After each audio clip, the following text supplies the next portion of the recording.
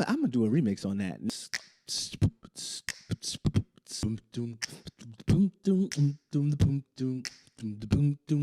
Soon I will be done with the troubles of this world.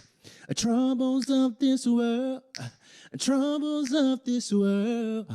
Soon I will be done with the troubles of this world. I'm going home to be with my Lord. Watch me do it.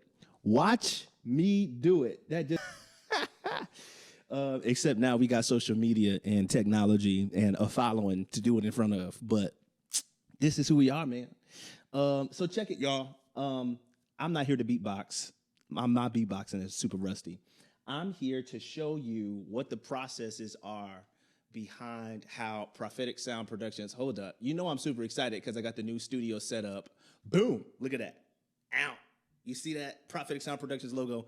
I'm a do a more detailed, behind the scenes. For those that were following back in the spring, I did like a whole reconstruction of the studio for phase 1, getting everything in. Phase 2, setting everything up, soundproofing everything, and then of course phase 3, which we're still currently in. I ain't forgot about it. It's just taking a little longer to do the actual tweaking and the fine tuning to make the production space exactly suited for what I'm trying to do, right? Thanks, bro. I appreciate it.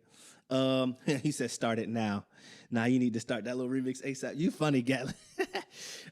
Maybe we'll see. We'll see what kind of time we're working with. But what I really want to focus on today is I want to show you what my process is for doing the music production for the drum covers that y'all see me doing, right? So if you like the drum covers that you've been seeing, put some hearts on the screen and show me some love. I've been working really hard to pick songs that are musically like intricate, but also aren't just about drums. So anybody who knows me, y'all know I'm a full-on musician, singer, drummer, pianist, organist, preacher, all those different things.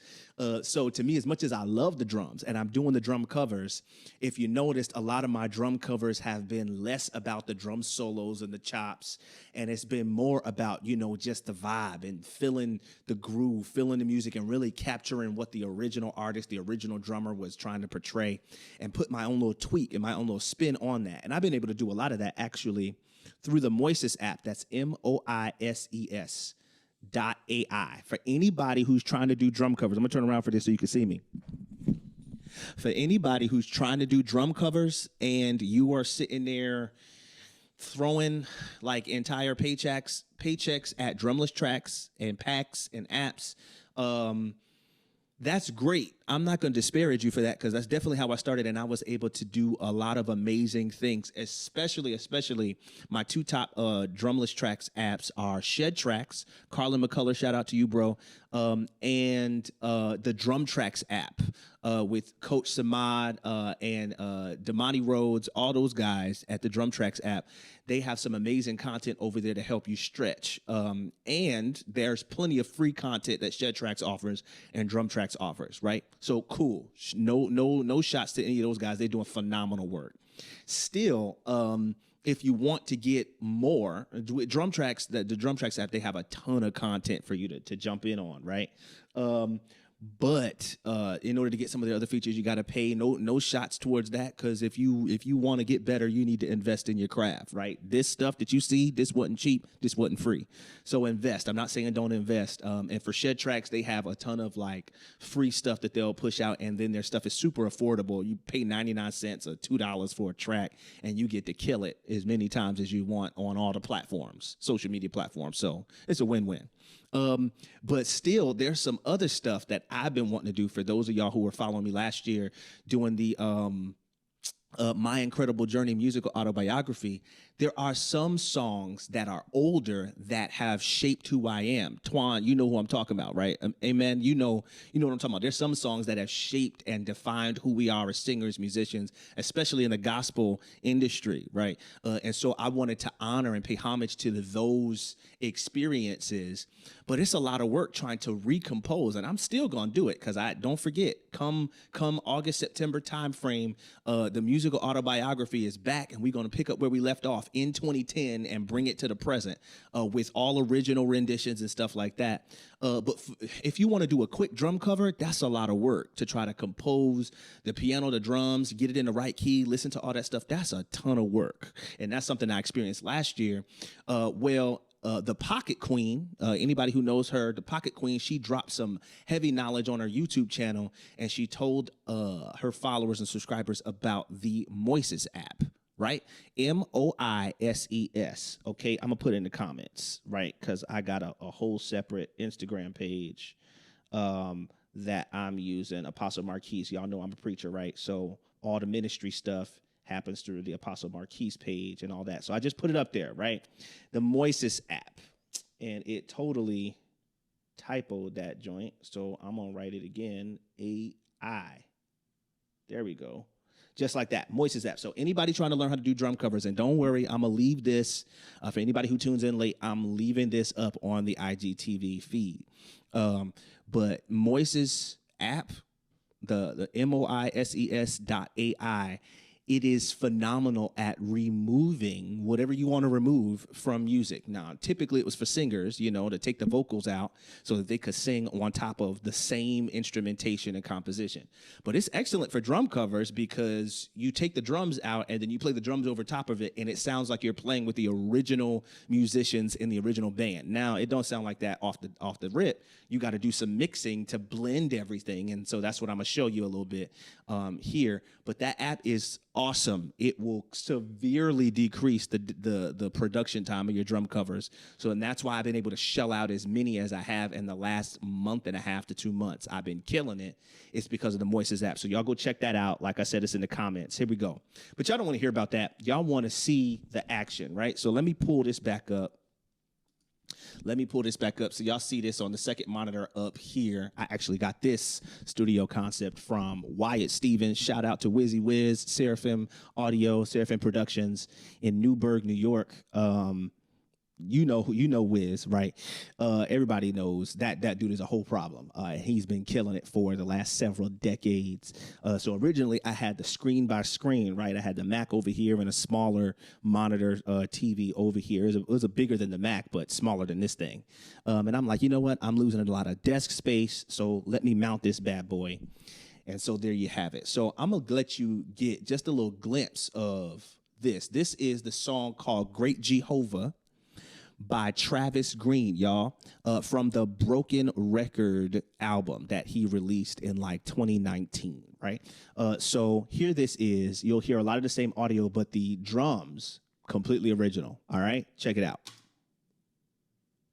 Psych your mind. Let's try it again.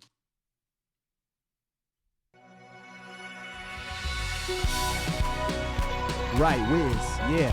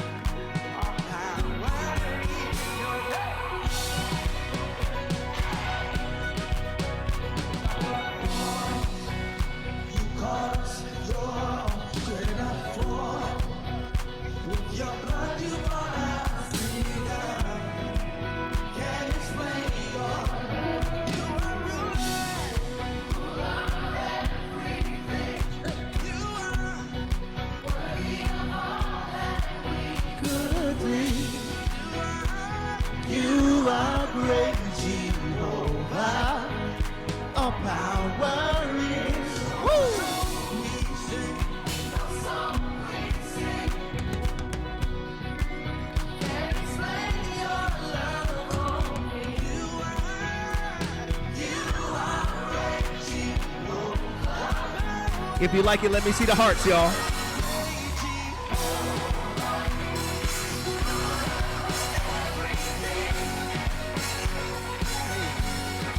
I'll defend the most I can.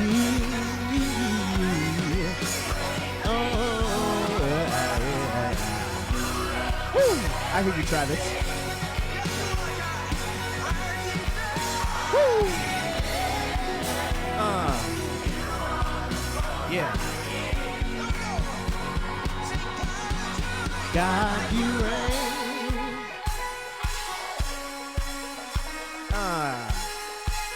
Yep.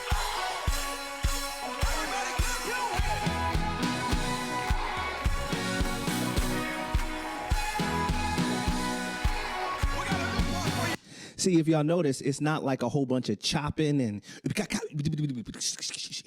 like you see in a lot of the other drum solos for drumless tracks that are like made for like drums. All of this is just let the song breathe. You know, if you go listen to the original, it's on YouTube, Broken Record.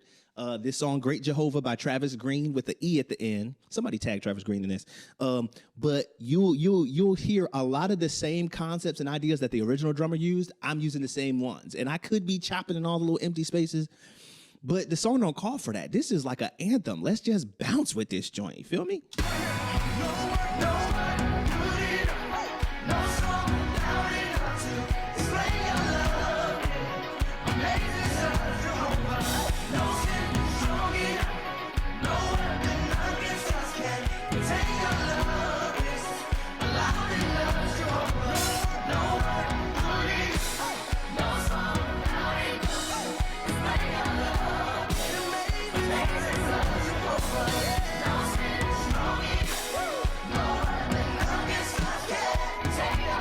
What up, Cedric? Hey!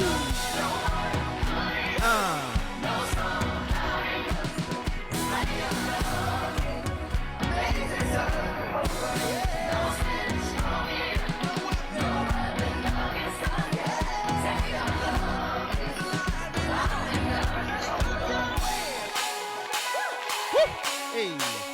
Come on. Hey!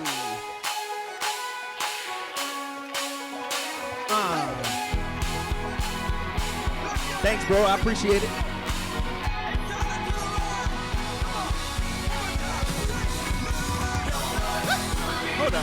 Hold on. Now, like I said, I ain't doing no chopping, but did y'all just hear that joint right there? And I'm not puffing myself up. I probably couldn't repeat that. Like, it would probably take me a couple of weeks to repeat what I just did because the timing is so ridiculous. But like any musician will tell you, any singer, probably any rapper too will tell you, there's stuff you do in the moment that it's like, how in the world did I even pull that off? That was not even me. That's something greater on the inside. Anyway, listen to this.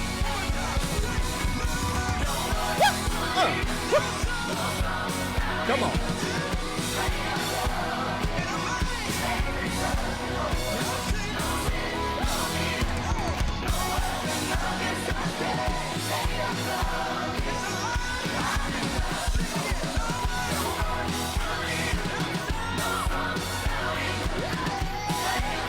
Woo!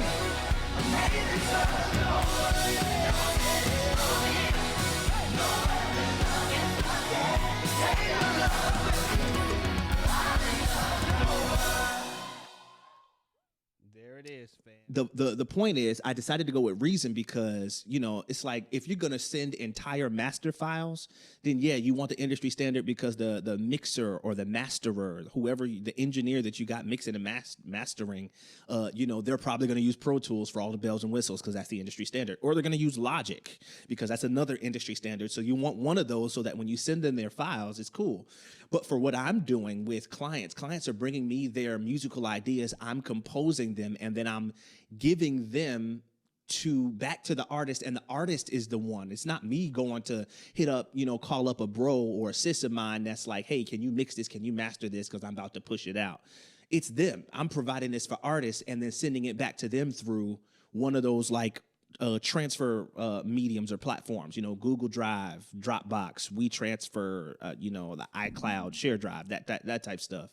So I'm like, I really don't need to switch everything I'm doing, because when I bounce these tracks, it's going to be in a WAV file, or with Reason 11, now it gives you the option of doing it as an MP3. I do the WAV so that there's no sound loss and those kinds of things. So anything I'm doing, even when I do the video production, which I'm going to show you here in a second, after we listen to this last part again, I tweak it a little bit.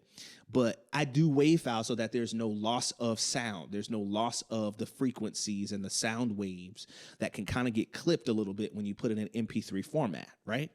So since I'm sending WAV files, basically stems for an entire project. So this is just the drum cover, right? Y'all can see you got an instrument, and then here's the track. I got to click for sometimes when the timing is a little bit off and I want to have a constant click. Then there's the drum kit, kick, snare, cymbals, acoustic cymbals, because y'all know I do the hybrid kit, toms, the electric crashes for the Elise Strike Pro, and then I got the clap. I had to recreate the clap because when I took the drums out the track with that Moises app, it took the clap out too, but that's like a legit part of the song. So I literally played this out and then looped it so that I could do it. So you see that if I pull up, actually all of these, I'm gonna have to pull up like an original production just to give you guys an idea of, let me see. Okay, so I'll go to, actually, where is it?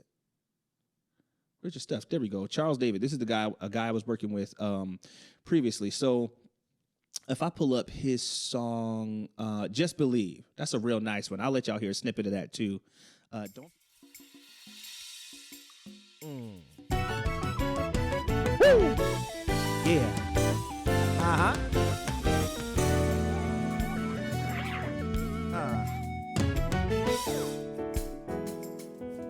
It's time to get your salsa on with this one.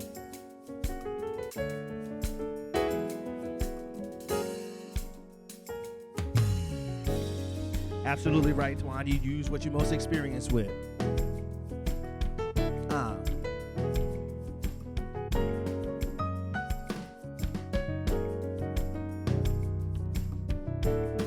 So this is all me. All of this playing, this is all me, y'all.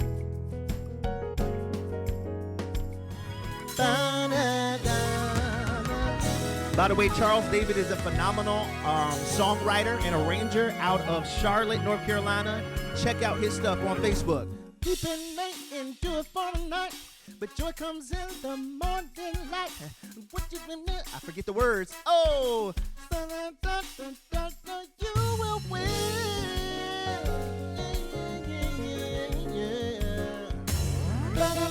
Woo! This is where we get a little funky. Hey. Bet, Twan, I got you. I'm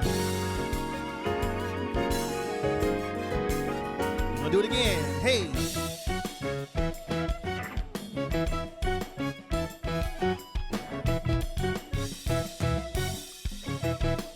You see the drummer open it up a little bit?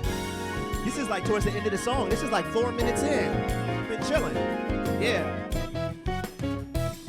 I appreciate it, bro. Here we go.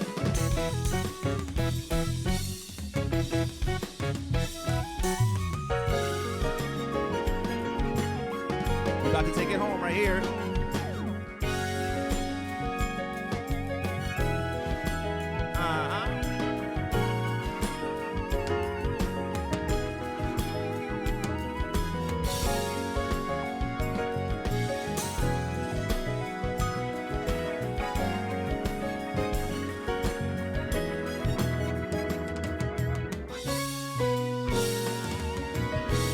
I'm gonna let y'all hear one more after this before we go to the actual video production, right?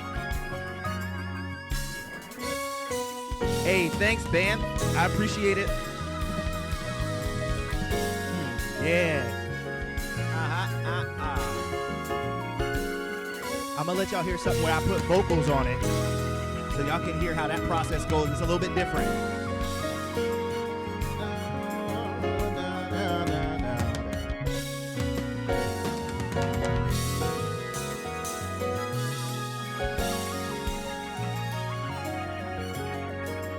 favorite part.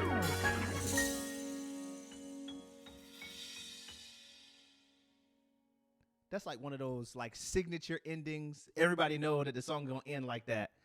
That's legit. Listen. Okay. Let me get rid of that. Boop. No, we're not saving nothing because that's already fine. This is still open. Come on and quit now. What you doing to me?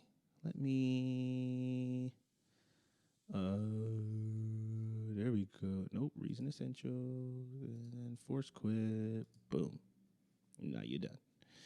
All right. I'm gonna pull up one more because I want y'all to hear how I do it with the vocals because there's a little bit different in terms of how that works. Is what's a lot of it different. So I'm gonna do this one because the other one I do vocals, but there's no snap. I just opened it right back up, didn't I? There's no drums on it, so I want you to get the full effect. Here's something I put vocals on it, and I also put drums on it too. So let me open this with Reason 11. That last part with the keys, right? Well, that was a nice break between class. I'll catch y'all, bro. You're on to something. Thank you. I appreciate it, Dante. Get back to them classes. Bust them out, bro. I feel you. So I'm gonna do this one real quick. And y'all probably lost me again. Hold up. Y'all got me back. There we go. So I'm going to go back to the beginning of this. This is a short one, but I want you to hear how the vocals play into it. So if anybody want to know about the process for music composition, since I'm already here, I'll go ahead and do this because I think I was going to go like through an actual composition for a client that I'm currently working with.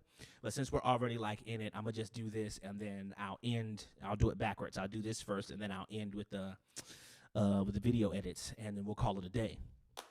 And then I'll probably knock out some more. And if you like this, if you are liking this, let me see some hearts or whatever, write in the comments that you like more stuff like this. If so, if people like it, I'll definitely do more behind the scenes stuff because I've been super busy doing a lot of different stuff. I'll show you the mindset behind different drum covers, challenges that I come across with some super intricate drum covers and tweaking those things or issues I run into. Like I said, I'm using Reason for this. When we get to the video editing part, you'll see me use Final Cut Pro, because that's like the bread and butter. I was doing stuff with iMovie, but I'm like, nah, I just got to upgrade. I need all these little bells and whistles to get it in, right? But yeah, so I'll do this first. If you really like it, though, let me know or put it in the comments here so I can see, or put some hearts on the screen.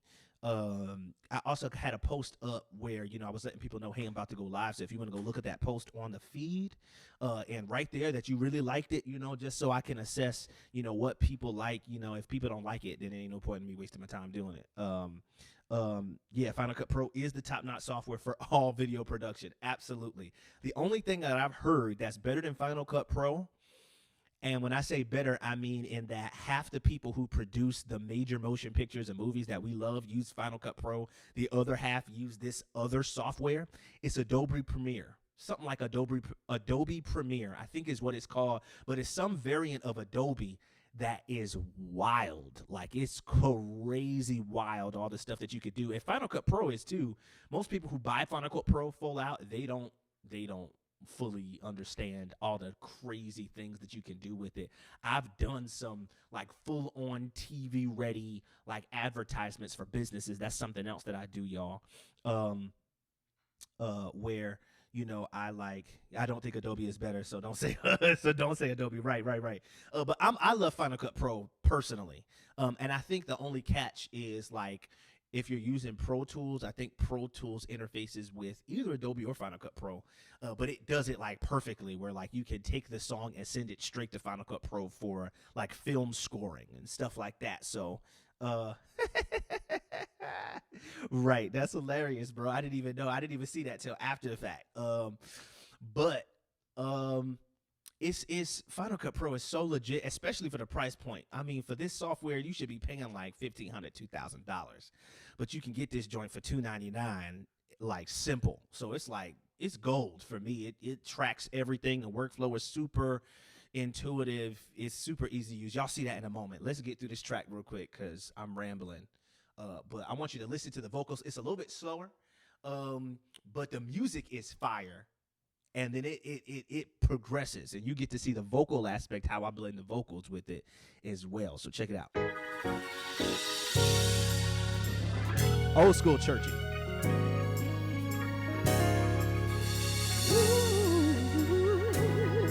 Sound like the Rainbow Gospel Singers. Less of me, more of you is what I need you to do. All I want is more of you, Lord. Less of me, more of you is what I need you to do. All I want is more and more of you.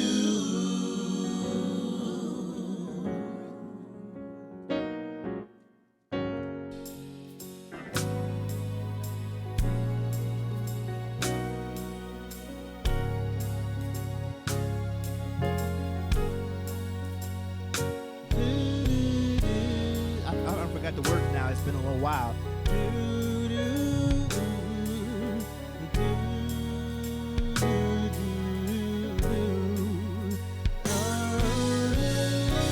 All right. Enough showing off.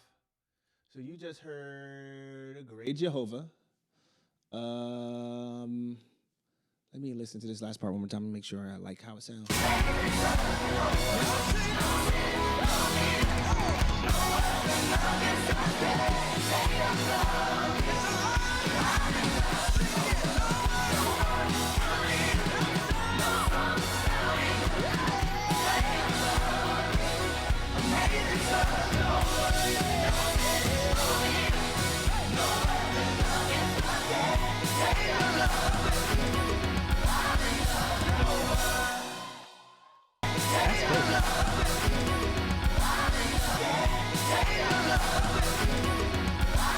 Do that cowbell in there.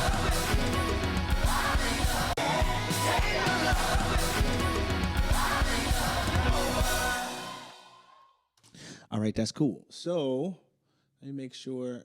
Okay, so that's the first thing. I don't want all this dead space. So I'm gonna move the end of the song. That's what that E is for right there. I don't know if y'all see that. Am I moving? Yeah, y'all see it moving. So that's gonna go right there. So I don't have any dead space. I am going to file and export this song as an audio file and wait for that to come up. It's loading. Cool. Now I get to choose audio IFF. That's basically the same as WAV, but some programs don't open up the IFF file. So I always put stuff in either WAV or MP3, primarily WAV, especially if I'm going to send it to someone else. So I'm gonna just bring that to the desktop. Boom. Export it at 44,100 hertz, bit depth 16-bit. I could go to 24, but 16-bit's fine, so I can get the Dyther going. That's gonna do some of the compression work for me. And now I don't sound as airy, right? Because it's not any. So the way I'm doing this, for those who are, wondering, hey, how do these people do? Oh, there, it's done already. That was quick. That processing power is next level. For people thinking like, how in the world is he doing this? I see him speaking through a mic, and I'm able to hear the music like I'm there listening with headphones, but it's not coming through like speakers. It sounds like straight up pure, like from the computer, but I also hear his voice. So the way I'm doing that is I'm using an iRig Pro. Shout out to IK Multimedia. I'm using an iRig Pro, and I got a line coming from the headphone jack of my Scarlett 18i20.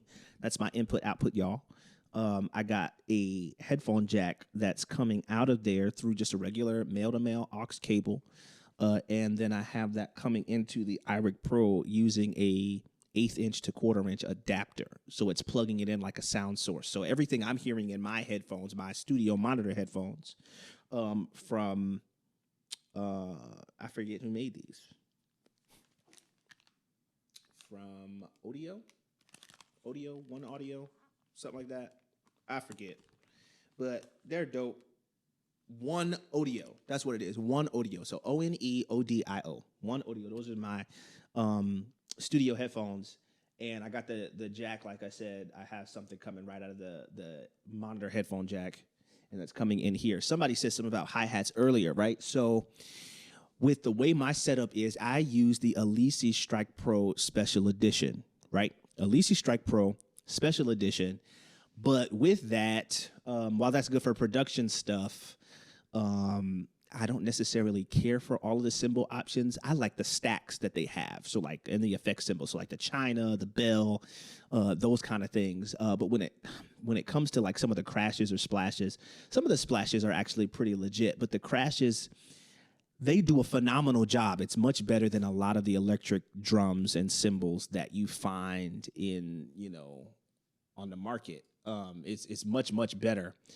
But still, it's not exactly natural, especially for the hi-hat. I primarily did it for the hi-hat. Then I was like, well, if I'm going to have the acoustic hi-hats, because I want that natural feel for all the different little things that I do with the hi-hat, that and that sound that you get from the hi-hats, even the clamping, when you got your left foot going with the hi-hat. If I want to get all those little nuances and I'm using acoustic, I might as well use acoustic for some of the cymbals as well. And since I had a Soul Tone cymbal endorsement, I'm like, well, I might as well use the cymbals I got from those wonderful guys. Shout out to Lior Mayron.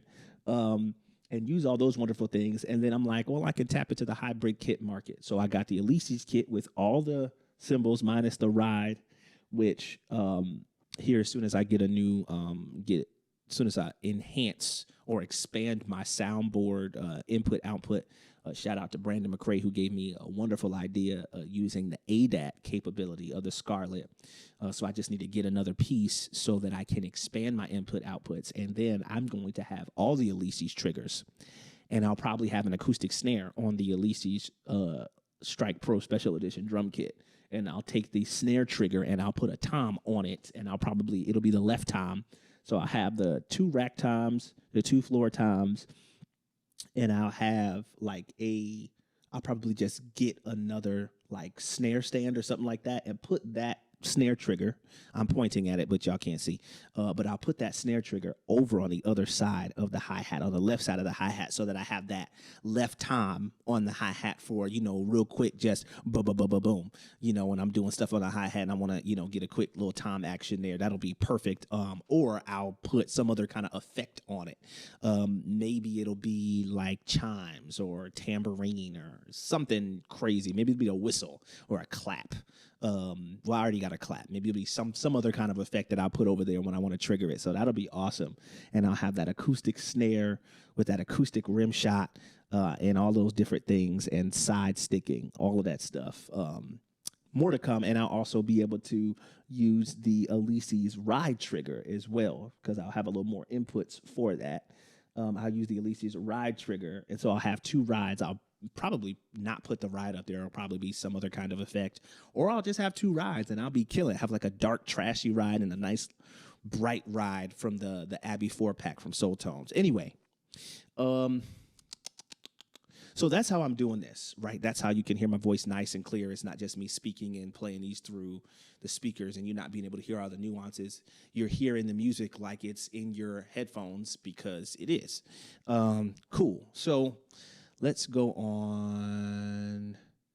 Let me get rid of these emails, and I'm going to leave this up because you're going to see me put my stuff on Facebook and on YouTube after I finish with all the edits and tweaks, right? So also for anybody listening in, hey, babe, how you doing?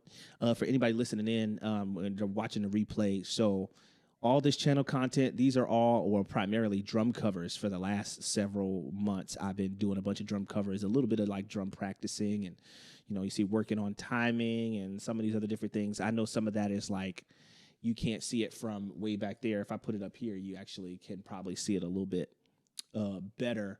But these are mostly like drum covers and such, so you can see all the different stuff I've been doing all the way back to like March. You still got covers, drum covers. So plenty of content for you to look at if you want to.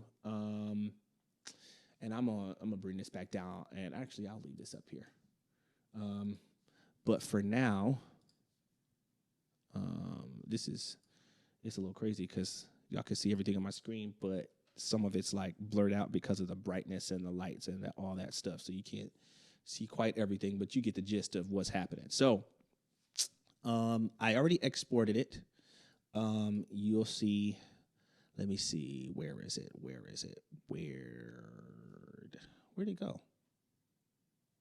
I know I just exported it. Y'all saw me export it. Lift Jesus, get praise. What's the name of the song? Great Jehovah? There it is. Boom. So you notice there's like a bunch of stuff over here on this side. It's because when I open Final Cut Pro, it's easier to drag and drop it here. So I'm about to do Great Jehovah. So I'm going to actually open this up. And actually, I'm going to zoom.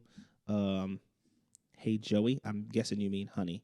Can you teach me? You know I will, babe. You know I will. I'm going to tell you like I tell everybody else. Do me a favor. Put this in like 10, 15, 20 people's inboxes. Oh, snap. Jazzy Kelly just started a live video. So I am going to hop off screen for a second because I want to zoom in on this camera right here so you can see closer. You can more closely see what I'm doing. As a matter of fact, I might just be able to slide you up like so, like that, as Tab would say, and move this and adjust. Cool. I'm still going to zoom in some more. Hold up, y'all. Okay, cool. So the drum cover I'm about to edit, and I'm going to end up with this because I actually got some more actual producing to do. And since I showed y'all, all the stuff on the production side, it was more like a show and tell. Maybe I'll come up on a different day to actually show, some active music production.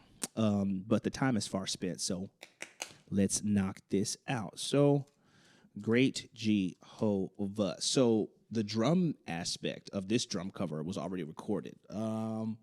It was recorded, I'll tell you in a second, as soon as I open up this bad boy. So here it is. These are the two things. July 5th, so right after the 4th of July weekend. So I'm a little bit behind, actually, because here it is, the 19th, and y'all haven't seen it yet. So this is one of the reasons why I like Final Cut Pro. Hold on, let me get this in there so I can make this nice and big. Hold on a second, because part of the screen's cut off. Should be good now. There we go. Perfect. So I put that in there. Now it's a part of the library. So the thing about bulk recording is, and this is something I've come to figure out more so this year than last year. Oh, no. What's happening? Oh, no, I'm still live. What is happening now? Okay, cool. All right, it's fixed. So last year was more like, oh, hey, I'm just going to do this drum recording, and then I'm going to get this take done, and that's it. And then I would go and do it. And I'm like, that becomes very tiring because I'm setting everything up to record, and then I do one song, and then I mix it down, produce it, do all the post-production stuff, and then do the video editing stuff, and then push it out there. And that basically is an entire day. And it ends up, and then that's only for one video. So it ends up being a lot easier to, like, whether I'm going to compose the original music and get all that stuff done, or I'm going to do the drum covers, again, with the Moises app. Shout out to those guys. I'm going to set up all those different things, have them basically prepped and ready to go, and then go through and, like, machine gun record 5 or 6 tracks, right? When you machine gun record 5 or 6 tracks, especially if you have to do multiple takes, one song, you can spend a good 8 to 9 minutes getting one song perfectly right. And I've spent a good 30 minutes to 45 minutes trying to get one song exactly the way I wanted it with that drum take specifically. So, but on really, really good days, you can get 3, 4, 5 drum cover clips for the drums in one sitting, and that still ends up being like an hour to an hour and a half, right? So boom and boom. Those are the two Y'all can see that. Those are the two clips. You know, here's the overhead clip, which is taken. I'll show you this one day, or if you want to go on YouTube and look at the phase 2 studio reconstruction, phase 2, you'll see how I mount. What is it? I think I have a spare one.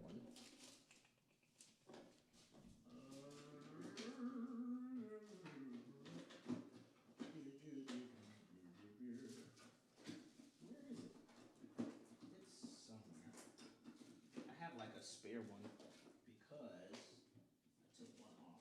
Or actually, I might have put it back on. Anyway, but you know, one of those phone mounts for like tripods. I basically took that and then I bought like a little like security camera like mount thing, like that hangs from the ceiling. And so I got a little one of those. I screwed that, drilled that into the ceiling, and then I on the screw part, I put the like iPhone camera mount, so then I can mount the camera, and that's how I get that beautiful. I love this shot. It's like a beautiful overhead shot and those things, right? What is going on? Okay, my feed froze. There we go. There we go. Now I got it. Okay, I just want to make sure I didn't freeze on you guys. So anyway, like I was saying, so that's how I get this nice overhead view, and you can sort of see it better there, you know. This is okay. It's not being cooperative. It's probably because I don't have it all the way in. How about that? And then let's go like dead center here, and y'all can see like this is I'm still preparing and all that stuff. So this is what it sounds like in real life. You know, y'all see the drum covers, and it's like you hear the right. Hey, what's up, Jay-Z Reactions? What's going on, bro? Hope you are well. And everybody else that's up here that joined, do me a favor, put this in like 5 people's inboxes. So this is what it sounds like when I'm doing the drum covers just in real life, right? Sidebar, I love this spread. This FXO 12J from Soul Tones and this OK is like everything with my custom hi-hats, them gospel series, 10-inch. I love it. But this is what it sounds like, y'all.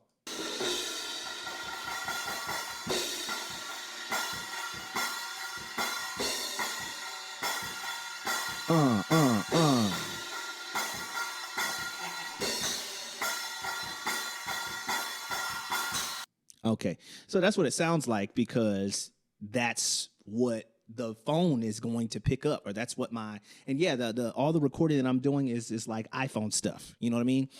Because they got the iPhone 11 Pro Max has like that amazing camera, and so I'm using that, and that's where you get all the clarity from, and really that and good lighting, like a decent camera, an okay camera will look 30 times better with good lighting. If you have good lighting, like super nice bright lights, and I'm actually down 2 lights here. So like when you go to this one, it's not as bright as it normally is. Or actually I got 3 lights. I got one over here off camera, one over here, and then I have one dead center to compensate because normally this one would be over here and I'd have another one right here.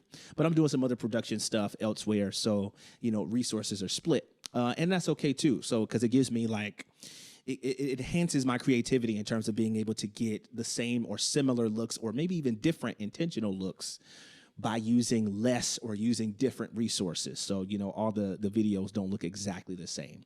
So this is where we go, right? So these are the 2 that I'm using. And like I told you, I have a ton of, I want to say you can kind of see that based on this little lip right here. It's like 1, 2, 3, 4 sections of actual audio signal that you can see coming into the thing, right?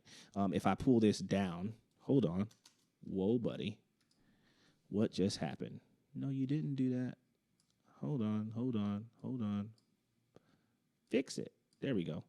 Now, if I pull this down here, and I'm going to blow this up so you can see it nice and big, right? And all of that stuff. And I'm going to, so you can kind of see here, or maybe it'll work even better if I put it up here because now it's nice and big on the screen. So you can see here, Like you get all the different takes, right? You can see that at the very top. You get all the different takes, not just takes, but all the different actual covers and stuff that I did. These are actually like different drum covers that I've gone and done. So you can see that, like, you see the little breaks in between. That probably means I'm going to a different jammy. You know what I mean? And so let's dive right in, right? I just wanted to show you guys that as far as what is happening, as far as, how I'm doing like bulk recording and stuff.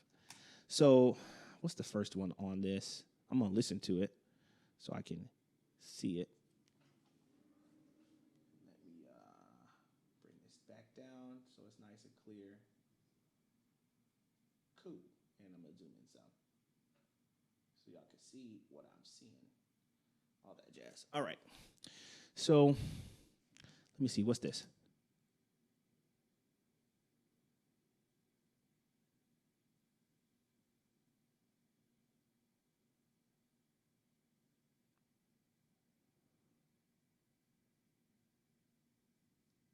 I wonder what that is.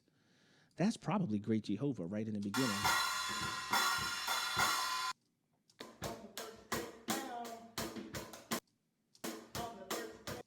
Oh, yeah, this is me. So y'all might have been wondering what that was. What's up, David Joshua Robinson? What's going on? Y'all might have been wondering what that was. So I hit a song in the first take, and I was super excited. So this is my like little jig. Check it out. Hey. Yeah.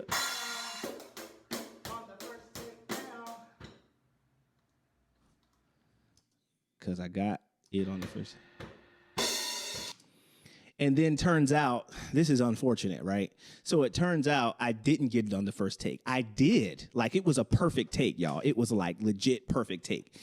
But on the software side, this is why it's important to double check stuff. On the software side, the Tom's audio track was not record enabled. So I got the entire track with no toms. Like the toms were not recording. So a lot of the fills and all those different things that I did, you wouldn't have heard the toms. It would have just been the snare and the cymbals and the kick. So I'm like, I got to do it over. So I did end up having to do it over. Yeah, that's Great Jehovah. And then what's this?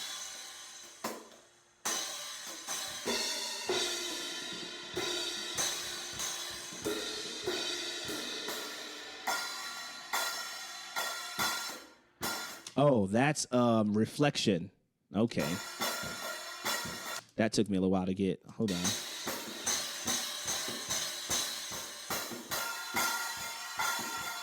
All right, what's this? Oh, this is IG Perfect. Okay. Not IG Perfect. That's Russian. That track is crazy.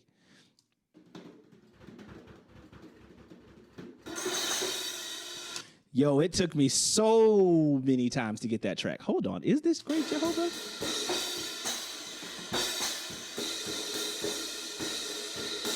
You know what? There's one way to find out. Okay, so I'm pretty sure that's Great Jehovah. That just made me want to let y'all hear that rush. When I say that joint's crazy, whoo. All right, let me see. I'm going to do this. So I've just highlighted those two. Y'all can see it in the blue there. Let me switch this over some. Right? Y'all see that? Just highlighted those two videos. Right? Zooming out so you can see everything. Okay. There we go. So I just highlighted those two videos. And then I'm going to also, using the nifty little command function, I'm going to highlight the song. Boom, Great Jehovah. So it doesn't highlight everything in between. It highlights the two and then everything else you selected. Right click, hit multicam clip. So if it was just like one camera angle, I would do a synchronize and then the problem solved. But since it's multiple, I do a multicam clip. And when you right click and select multicam clip, what it does is it takes The audio, because when you have multiple angles, it's still recording the same thing, so it's going to have a lot of the same sounds, even if it sounds a little bit different because it's from a different location, different angle, literally all those other different things. What's up, Calvin? So the idea is it takes these commonalities in the frequencies of what's actually being played, and it uses that to synchronize all of the different camera angles so that instead of you having to line them up, this is something I was doing with iMovie, which was insane when you think about it. So you're talking about, if you go back to spring and summer of last year, all the drum covers that I did, right? All of the My Incredible Journey musical autobiography music renditions that I did, I was taking videos and lining them up with the mixed produced audio from Reason, right? And I was looking at like basically the first little blip of like the different hits. I was looking at the actual audio signal, when it spiked, when it ebbed, when it flowed, all of that. And I was matching that with like cymbal hits or hi-hat hits or kick hits and trying to find at least one that I could perfectly match it up with so that the entire song would be like completely synchronized so that the music is right on par. And I'm like, oh, this is so insane. And I started doing that when I first got Final Cut Pro. And then I was just like, you know what? Let me Google if there's a way to like automatically synchronize this stuff. And sure enough, there was. It was so legit. And so by doing these multicam clips, like you saw, I just made this one right here. It's got like 4 squares and all that stuff.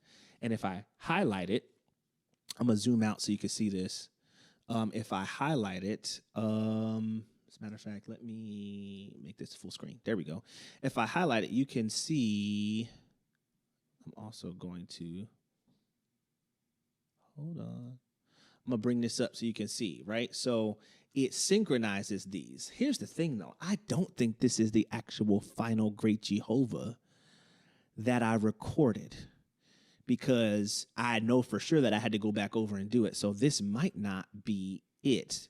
And you can tell that it's not it because for stuff that doesn't synchronize, like you see how this is like the longer clip. Let me pull this over so you can, or I could just move this over so you can look. You see how like the top one is like the longer clip? This is the longer clip. This is the shorter clip, but you can see it like perfectly lined up. You see the gaps there. The gap there. So it's perfectly lined up. Switching back between these, it's going to be on the exact same part of the song. But if you look at this bottom clip right here, the comments might be in the way, so you might have to swipe left or right, whatever you got to do to make the comments disappear. Well, actually, don't swipe left or right because that'll swipe you off. You just might have to, deal with it. Snap. I thought there was, maybe that's Facebook. That's a Facebook thing. Anyway. You see like this musical line at the very bottom is like all the way in the front. Anything that won't synchronize because it has different musical notations on it or different musical frequencies, it will just dump that to the front. So if you see something just dump to the front and it's not lined up with anything else, then that means it's not the right thing, which is a little bit of a pain. So that means that Great Jehovah is not there. As a matter of fact, this might have been the day that was like a complete bust, because I was also doing, well, I won't say a complete bust. It was probably just, it was a rough day. Let me see. Nope, that's this stuff. That's the other stuff I had to do. Let me see. Nope, that's too far back.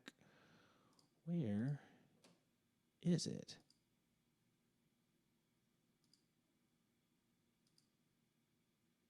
That's a different, it might be on this one actually.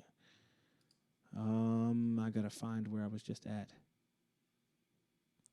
So it was July 5th, right? Yeah, so it was these two. Right, so that was Great Jehovah. What else was on this? Because Great Jehovah isn't up there. See, this is the stuff that you run into when you're producing all that different stuff.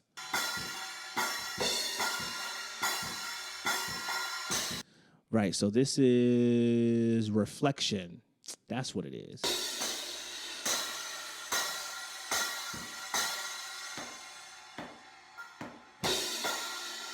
What's this?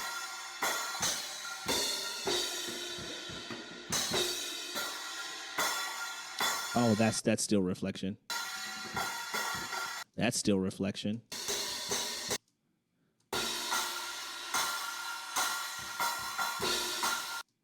All right, so that's reflection.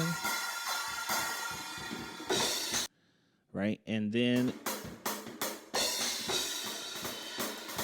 that was the failed attempt at okay, so reflection is the only thing that came out of here. Okay, so in the interest of time, I kind of want see people who've been listening. Y'all have already. What's up, Marcelo? You've already like heard Great Jehovah. I haven't let you hear reflection yet, but it sounds like it's like straight up ready. Hold on a second. I'm always standing up on a drum kit, hitting some cymbals. That's like a thing.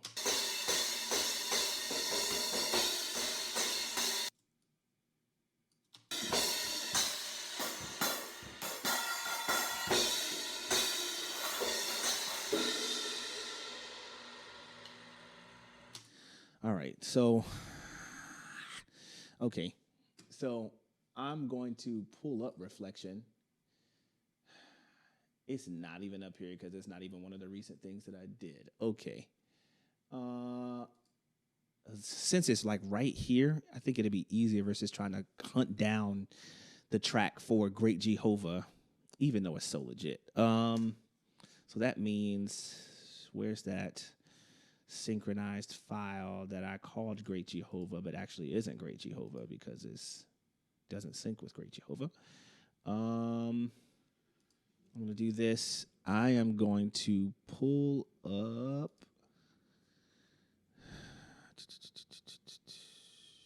Okay, just give me 1 second. I'm going to go find this other track so that, and I'm just going to do it. We're going to do the same thing. I'm going to show you the editing process, but I'm going to use a different song. Instead of doing Great Jehovah by Travis Green, I'm going to do another song that was also phenomenal called Reflection. And the song Reflection is from Alex Holt. Yeah, it's from Alex Holt. Yeah, you don't have as much like feedback and stuff from my voice, but so I'm gonna let you hear that first, and I need to check it to make sure it doesn't sound crazy before I push it out to the next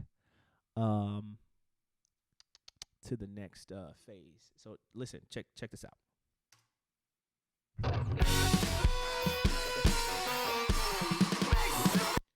Hold on. How about I just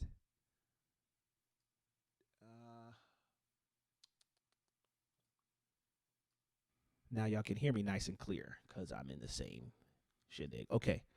All right. So I'm gonna let y'all hear this real quick. This is another drum cover, and I know I said I was gonna do Great Jehovah, but it'll be a lot easier to just do this since I already know the video clips associated with this particular drum file. And so with that being said, I'm going to let you hear Reflection from Alex Holt, throwback. Shout out to Jocelyn Culver for putting me on to Alex Holt when we were in the D deployed. That's how long ago that was. I was still in the military and overseas. That's crazy. Here we go.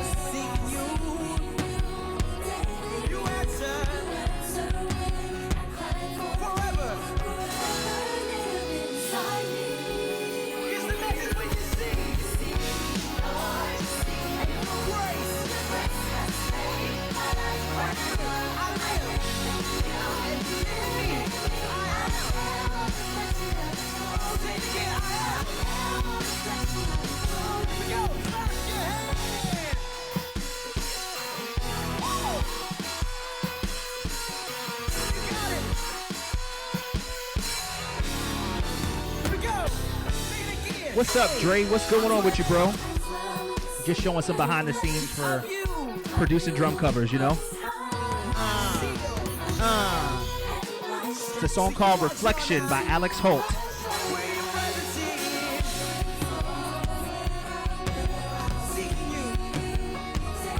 Yeah.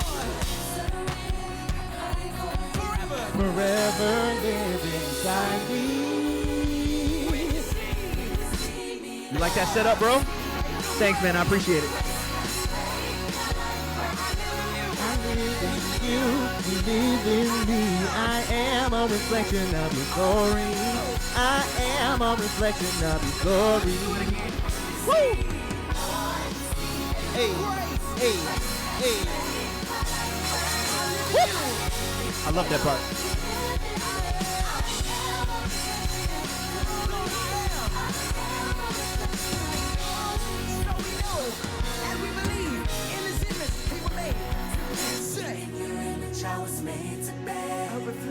A reflection of your glory. Bum, bum, bum. The toms come through clear, man. Hold on. Whoop! Felt that in your chest. Here we go.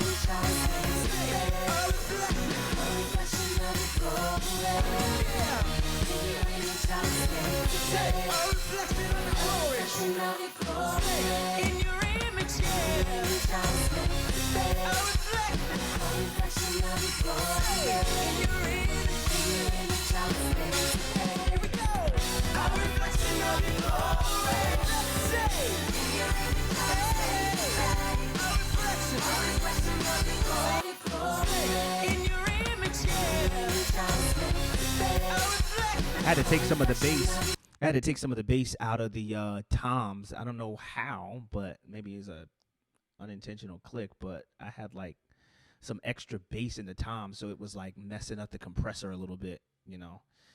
But anyway, you live and you learn.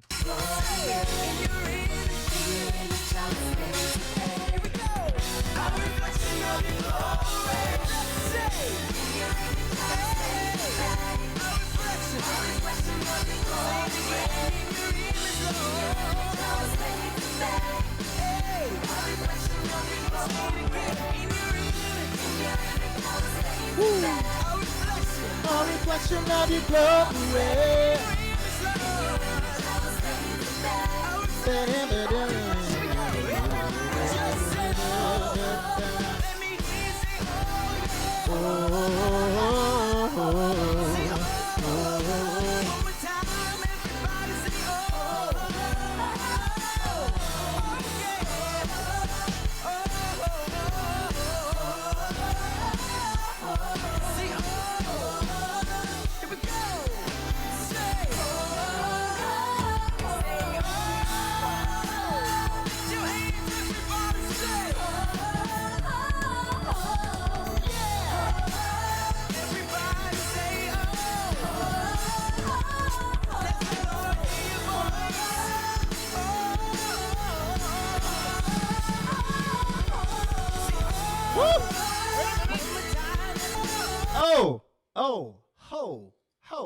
Hold on. I don't remember doing that.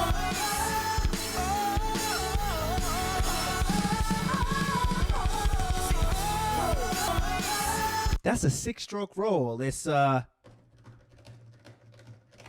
is super crazy, and I'm doing that at what, like 30-second notes? 1, 2, 3, 4. 1, 2, 3, 4. 1, 2, 3. That's 16th. So it's not 30-second notes. It's like 30-second sextuplets. So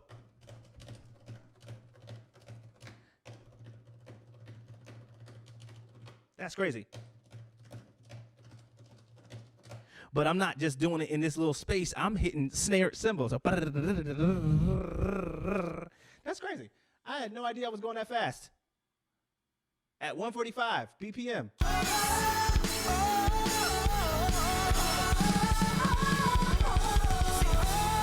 Woo! That's tasty.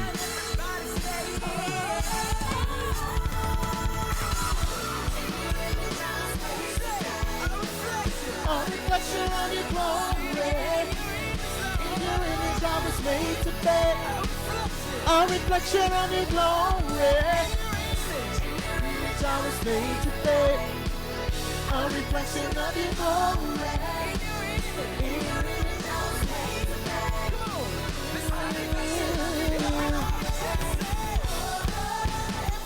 Wait a minute. Hold on.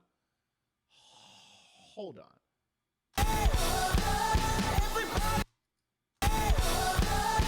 Oh no. Hold on. This is why we go listen to it, because it might sound all legit, but then you got a weird little spot like that where it's like, that's not exactly right. Okay. So let's do a little tweaking here. Boom. All right, let's cut that up and cut that up. Okay, and then we're going to move this. Oh, that's too far because it's the 16th notes. Hold on. All right.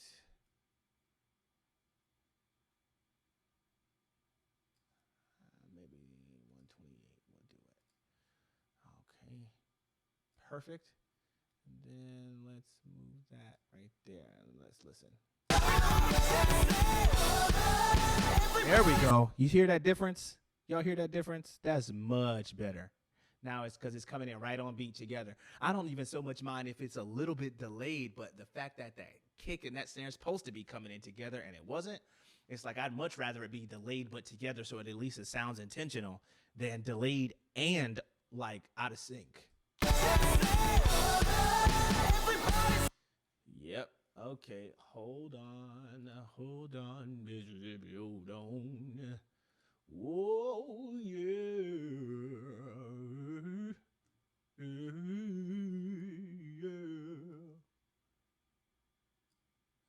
Okay. It's close enough. Okay. Okay, that works. And we're zooming back out. And I'm not just doing this for you guys. This is like something that I do before every drum cover. I go and I look specifically at the snare line and the kick line. You know, I leave the cymbals kind of where they are. Most of the tom stuff, especially because of how much it is, how intricate it is, I'm leaving that where it is. And the crash stuff, especially for the Elises, and not tripping. But specifically for the kick and the snare, those are the things that are going to stick out, especially if you hit a cymbal a little bit early or a little bit late. You're still going to hear the ksh, you know, and so it'll be more or less fine. But you hit a snare or a kick a little bit late or a little bit early, and you're going to be able to tell because those are the primary things driving the tempo. With the toms, even, it's like if you hit the toms a little bit early or, you know, not exactly when you want to, if you come back in on the one, it really don't matter because it sounds, I'm going to say it don't matter, but in the grand scheme of production, it doesn't matter in that it'll sound like an intentional lick. People do all kinds of stutters and fast and slow and dragging type stuff, dragging type stuff all the time. But when you come back in on the one or you come back in on the next hit, that's what ties it all together, makes it look, you know, nice and clean and intentional. So let's go back.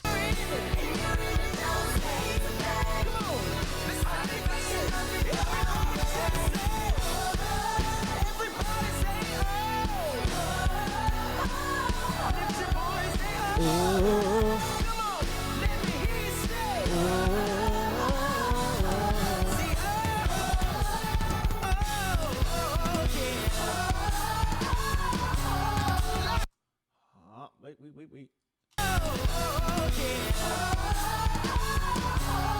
Okay, I just needed to, it wasn't off, I just needed to hear what I was intending to do so I could, it makes sense in my mind.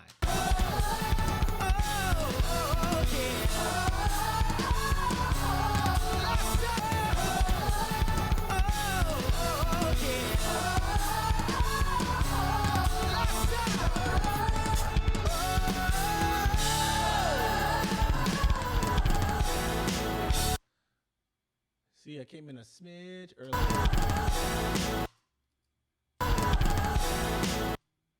Right there. And this is where you'll see me tweak the cymbals because it's like noticeable because there's like nothing else right there. That's the other thing. I'll typically cut the cymbal lines because they sustain so much. Like you see this, it's like pop. That's because it's an electrical thing, right? The toms, boom, boom, right? Even the crashes, it's like the crashes are, but they're not as sustaining as the acoustic ones, right? They die off a little bit quicker. So the whole point is I need to cut it off in the middle so that, like if I try to cut it off at the very end, then it kind of sounds off versus cutting it off in the middle. Then when I smooth this over, it'll just blend to the rest of the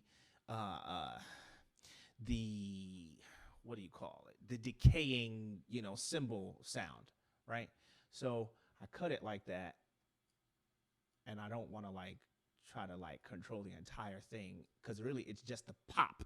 It's just the initial pop that's off center. If you look, the rest of this, it doesn't matter because it's just the decaying sound, right?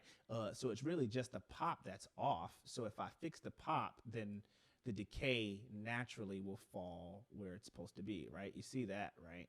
So hold on, so you can hear how it sounds without that, right? Listen to this.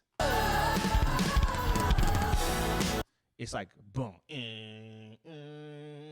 with what the music is doing, right? And then I'm going to redo those. Hold on a second. There we go. All right, now let's see what it sounds like now.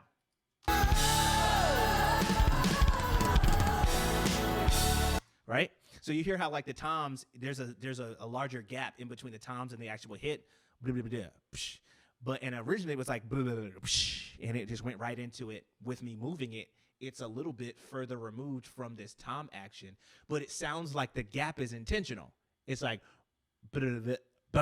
right? Like the gap is intentional, like it's an intentional rest, which is why, again, I don't so much play around with the toms and whatever unless it's super off. And then if it was super off, I probably didn't save it in the recording. I probably just redid it from jump. Anyway, God bless you, Dr. Brian Keith Hodges. What's up, Bishop? I'm just giving people a little behind-the-scenes taste of the music production process for creating drum covers and all the music media stuff that I do. So I'm in the weeds of it, dissecting some of this music here so I can get it finely tuned. And I'm literally at the tail end. I'm about to go and actually put this with the footage, which is what I really wanted to get to.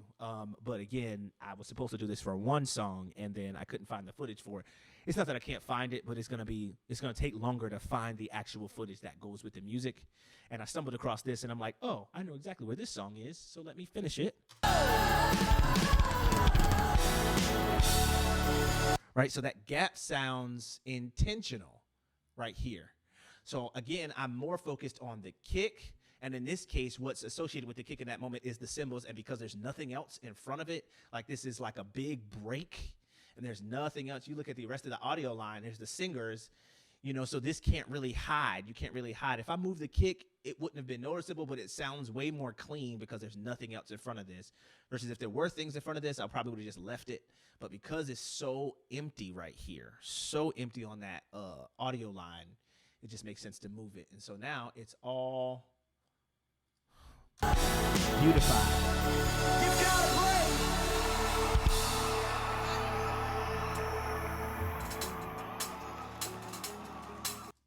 All right, so this is something I hadn't done yet before. So that's fading out. And this is also fading out. Now this is the tricky part. Making the drums, which are recorded at a constant line, fade with this thing. Right? So what I'll probably have to do is shorten that some. And then do this, and let me see what it sounds like. It still sounds super pronounced. All right, let's try this.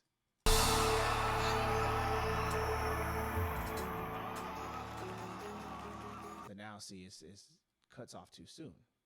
Okay, let's move it back.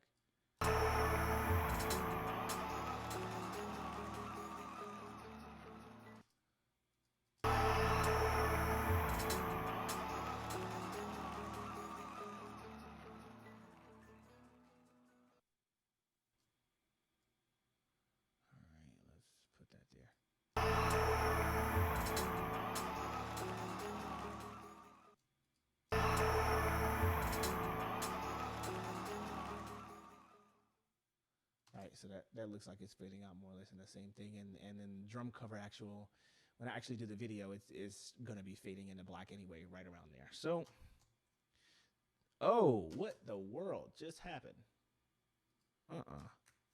Thank God for Command Z. If you ever get something and it's like, what in the world did I just do? Command Z will undo whatever you just did in Jesus' name. It's like repentance. Hallelujah.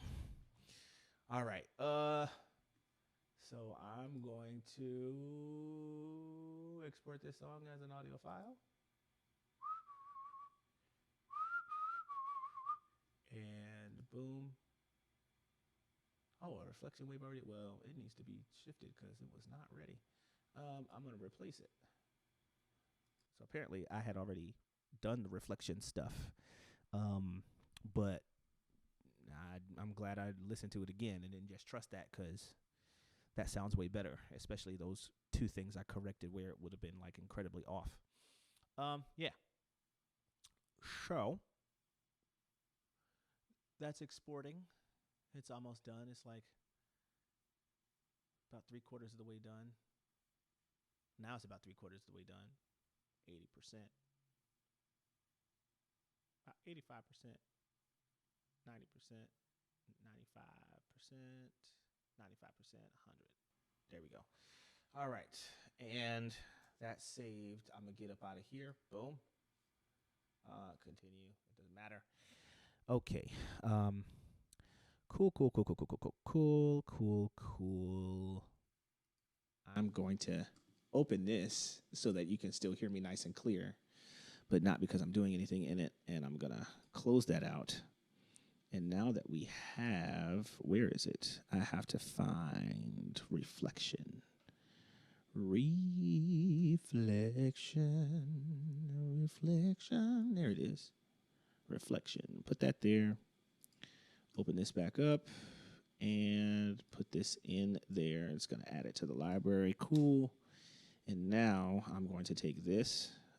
I should probably make a note that this is what was in here, reflection, so that I don't go back and go, hey, what was on this? Did I use this already? But if I put this in the notes, then I know that reflection is what is on this clip. Organization helps your workflow as much as people don't like it. Being organized will significantly improve your productivity. Okay, reflection. There we go. From July 8th. Boom. This should work. Synchronize. No, don't synchronize. We are going to do a multicam clip because it's multiple camera angles. Okay, so I thought reflection was going to be my next drum cover, but it's not. And that means I need to change this project from from Great Jehovah to reflection. Cool. If you're enjoying this, let me see some hearts. I hope you are. This is the fun stuff. Well, the playing is the fun stuff, but I actually like this too. A lot of people miss this part. You know, it's like they see the final video, and that's the thing. I'm going to show you me exporting the song. While it's exporting, that's going to take a little bit of time. I'll probably show you some other music that I'm working on. But once it's exported, you're going to see me upload it to YouTube. You're going to see me, thanks so much for the hearts.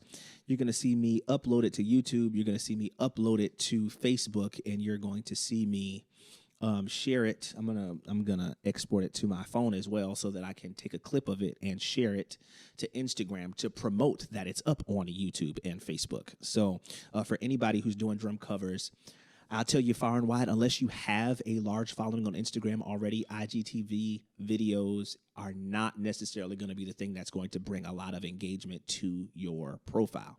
If you're trying to grow drum covers, if you're trying to grow as a drum influencer or any of those types of things, far and wide, what's going to get you the most attention the quickest, because people on social media have very short attention spans.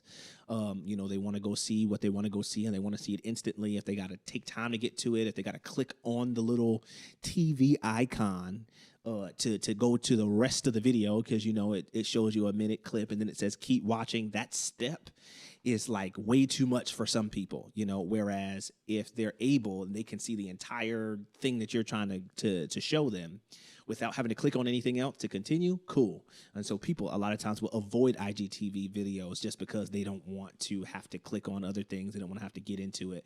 They just want that momentary whatever. So if you're wanting to grow, I highly recommend using the 60-second clips or like the 30-second or 15-second reels so that people can see more or less the theme behind what you're trying to do, and then they can determine whether or not they want to go to your YouTube to see the full video and all of that. But you will get much more views on your content doing the 60-second videos or the IG Reels versus the IGTV. And that's also true for big name artists and people of that sort. Just a little bit of wisdom for you.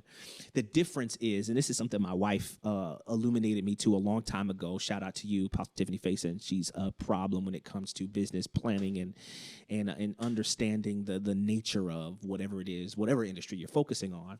But for social media specifically, the common trend is that however big your following is, about 10% of them will engage in what you're doing. Right? That's like a hard truth. I'm going to let you see my face for that. That's like a super hard truth, but it is what it is, right? About a good 10%. And that is regardless of your following. That's regardless of your social media following. The difference is the 10% is always going to be 10% in relation to the grand scheme or in relation to the total. It's always going to be a tenth. But the way that people dominate and profit and are able to monetize and do all kinds of other amazing things is because they grow the foundational, like total audience that they can reach with their following so that 10% is still substantial, right? So as an example, I have something like 730 followers on Instagram, right? We just recently, in like the last 2 weeks, crossed 700 mark. So that's cool. You know, it's also cool because last year this time I was only at about 300, 400. So people will be like, oh, you only gained like 400 followers. But for that to be consistent growth, that's what I look for. Like, I'm not looking to explode overnight, though that would be awesome. You know, if you know of a way to make me go viral, you want to share this with everybody you're following or who's following you, awesome. I won't knock you. But sustained growth is what's going to keep you, because those people who, you know, they explode and then they can't make a profit off of this 15 minutes of fame, and so then they fade from the limelight, you know, because they don't have any proven consistent method or strategy or system to continue to keep people engaged. So they hopped on the one like bandwagon of the one video that they did well that exploded and went viral, and then after that, that person might have, you know, 20,000 followers, but they can't get 20,001 because they don't have a system in place to continue the growth. So I'm much more comfortable with consistent growth over time than like swelling all at once that you can't sustain. You know what I mean? That's a word right there somewhere. Somebody preached that, write a book. And so the point is, you know, that's been continuous growth, and the growth has continued to increase, whereas it was like 5 or 10 followers every month. Now it's a good 15, 20, 25, 30 followers every month. And of course you got people who unfollow, because you get those people who are following you just because they want you to follow them back. And when you don't, it's like, whatever. But a consistent net growth of 15 to 20, sometimes 25 followers every single month. That's what you look for. And that's the sign that you're doing something that your audience is agreeing with. So anyway, 725. Any given video probably on the first day is going to make, any of my videos is probably going to engage or get engagement from something between 70, 10% to, I can't even say like 140. Probably on the first day, 70 to like 110 views. Most of my videos will get 70 to 110 views on the first day. So that's 10 to 15%, right? The difference is if you have 100,000 followers, well, 7 or 10% of that is still 10,000 views. 15% of that is still 15,000 views in the first day. Right? So the largeness of the following, the percentage doesn't change, but because of the sheer volume, then the Instagram algorithm looks and says, oh, well, 10,000 people like this. And that's more than, you know, the 100 people who like this person's thing, so we're going to push this thing that has 10,000 views organically so that we can get it to 15 or 20 or 25,000 and so on and so forth. You know, someone with 1 million followers, you go look at people who have 1 million followers on Instagram and go look at their last video. Their last video probably has, like their video that was put up in the last 24 to 46 hours or even within the last 3 or 4 days, it's probably going to have like 100,000 views. And you're thinking, oh my goodness, that's 100,000 views, 100,000 different people. Absolutely. But when you look at the percentage, it's like only 10% of the people who are actually following you engaged in what you did. And that's just the nature of the way things are, right? And so then what you would maybe want to focus on outside of just growing the overall following so that that percentage can reflect bigger numbers, what you'd want to do is grow the percentage of engagement along with your major following. So, hey, you know, because the algorithm looks at that too. Like, how many of the people following you actually care about what you're doing, actually engage with what you're doing?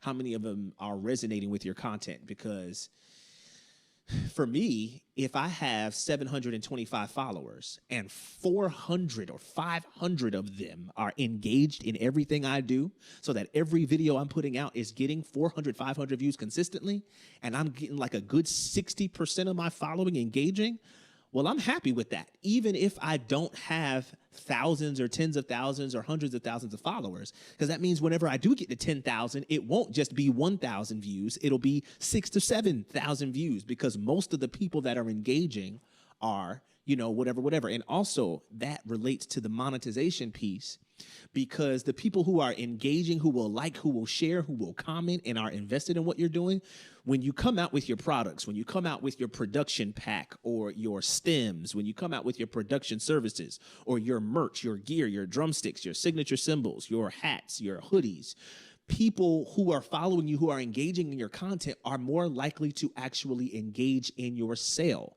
And you've just converted a follower to a engagement or reaction or an interaction, as an Instagram would say, and you've just converted that interaction into a sale, which has converted that interaction into money going into your pocket. That's the ultimate goal. So it would be better for you to have more engagement in the audience that you have, which means more potential sales, more potential clients, more potential transfer, and what's the word? Conversion, a higher conversion rate from followers on Instagram and people watching, viewers, to clients and money in your pocket, and which is going to help you to do more for your community. It's not just all about the money, but it's also about the money. So there's that aspect. Doing that, then as you grow, you know, that'll continue to increase. It's better to have that than there are some people who got their 15 minutes of fame and they have their 20,000 followers because of the one video that went viral, but they couldn't get 1 or 10 or 100 of those 20,000 followers to buy anything from them, right? Because all they want to do is look and listen and, to say, oh, I'm following this person, or that was funny. Did you see this meme? Did you see this video? It went viral. I liked it. I followed the person. That's crazy. And then they continue on and they don't think of anything about you unless you do something else funny or you do something else that's viral worthy. The point being that you haven't really converted that viewer or follower into someone who can engage with you from a business perspective or an influencer perspective. And the way that you get those deals is, you know, whether it's branding deals, whether it's selling your merchandise or getting your services out there, whether you just want to be a positive influence, the key is to get people to engage in what it is that you're doing, right? So I'd rather have 60% engagement than have 50,000 followers and 2% engagement, right? I'll take my 60% engagement. And having said that, there's been a lot of my recent videos, especially I think because I've been doing them more frequently, that have gotten like the Todd Dulaney drum cover that I did for his new song Satisfied from the recent recording and album that he did. That one got like 500 views on the first day. It's at like 650 now. 670 actually, I think. And so the point being though that, you know, for something new and something bigger and something that's better and resonating with my content, you talk about 500 views and I only have 700 plus followers. And when that happened, I didn't have 700 plus followers. So it doesn't translate 100% like one-to-one. Like just because you got 500 views doesn't mean 500 of your followers were the ones that viewed them. That there's hashtags and stuff that people shared and stuff that people see on their homepage and hashtags that they're following and those kinds of things. But when you think about it, just in terms of the metric, if you have 700 followers, you can get 500 views. That means that if it came from your followers, a good 80-something% of your following is engaged in what it is you're doing. That's good. That's my soapbox spiel. Anyway, like I said, so I'm clicking on this and, oh no. So again, this is still sorted, but I think, oh man. So this might have just been a complete bust. I don't think I got anything recorded from these. Hold on a second, y'all.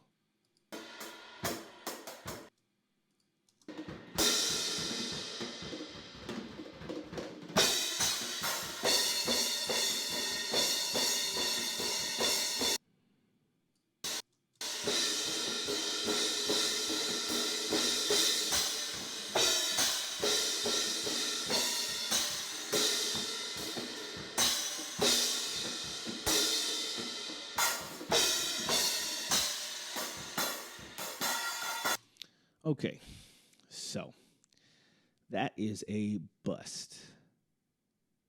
0240. That's a little annoying. All right, let me try this. Let me listen and see what's on this. Nothing. Okay, hold on. Okay.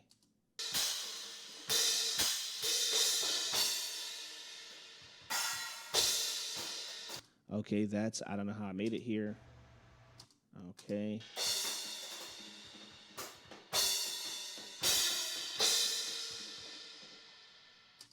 Okay, that's the Russian. Oh, I remember that. Okay. And seriously? No way. So, all right, now I'm really going to have to jump into the weeds of this. I know that I did a good take for Reflection and Great Jehovah, but for some reason it's not showing me what I need to see. Okay, hold on.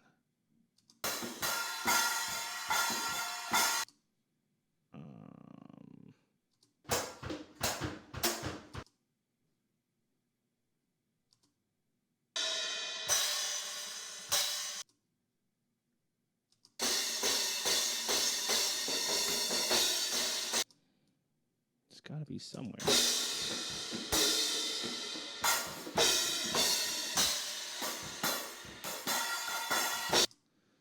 Okay.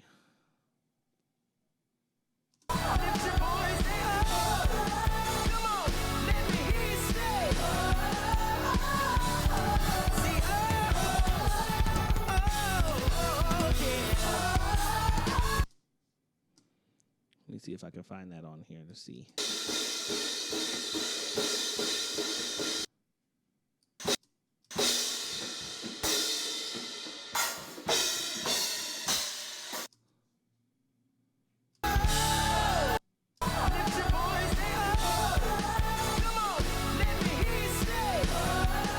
Okay, I think this is it.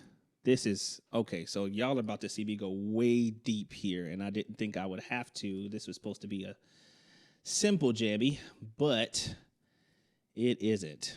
It really, really isn't. Okay, so I'm going to have to, okay, I see that there.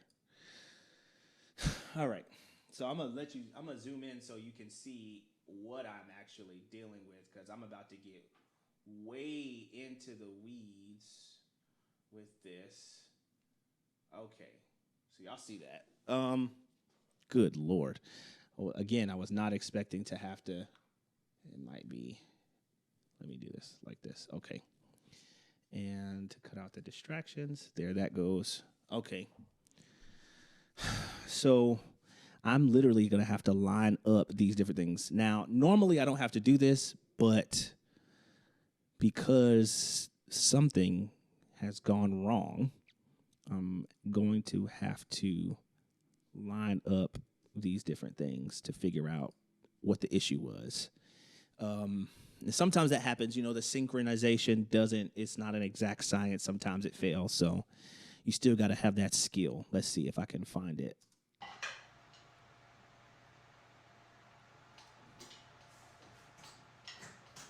Hold on, let me, yeah. Right, so, right, okay, cool. All right, so so it is right about there. Okay. Now, all you need to do is do it in one situation. So I'm going to see if I can zoom in nice and clear so you can see, like, really closely. Like, see that, right? So y'all see that? Those two audio lines right there? Y'all see that? Those are the things I have to match up, right? So this is the actual track. You can listen. Right? Now, that's the thing. You got to know the music. So this is... It's gonna start here that from the guitar, but that's not what needs to pair up, right? It's this peak. And you can match that peak with this right here.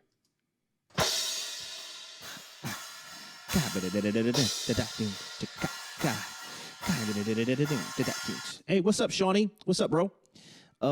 That's my bro, y'all. All right, so here's another nifty thing that Final Cut Pro does with you. Hold on a second. Yeah. So you can clip it, and then that helps you with like bringing things right there.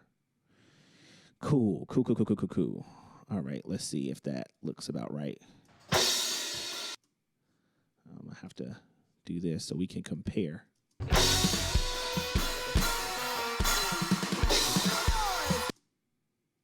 Okay, hold on.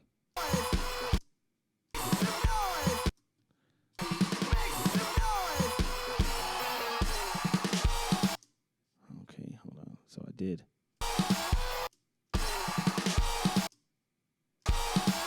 Okay, hold on a second. Just making sure it's synced up. I'm gonna have to zoom out some so I can see a little bit better, because unlike Reason, it doesn't follow it exactly.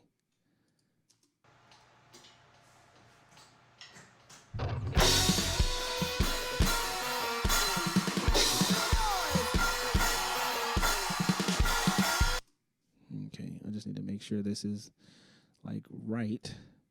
It's like the right take.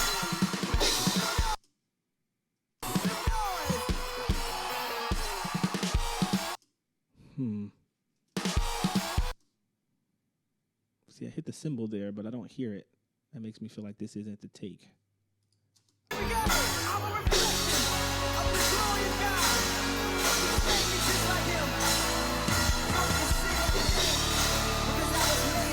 Okay, so the toms are in sync, so that means this is the right take, but it might not be exactly lined up. So what we do is we try to find something that has like the most abrupt sound and try to match it with the audio signals here, so that we can figure out, so that everything is lined up. If you get that one abrupt sound to match with this, then everything else should be, matched up as well. So it's just a matter of finding the right section to do it in, and once we do it, that is done.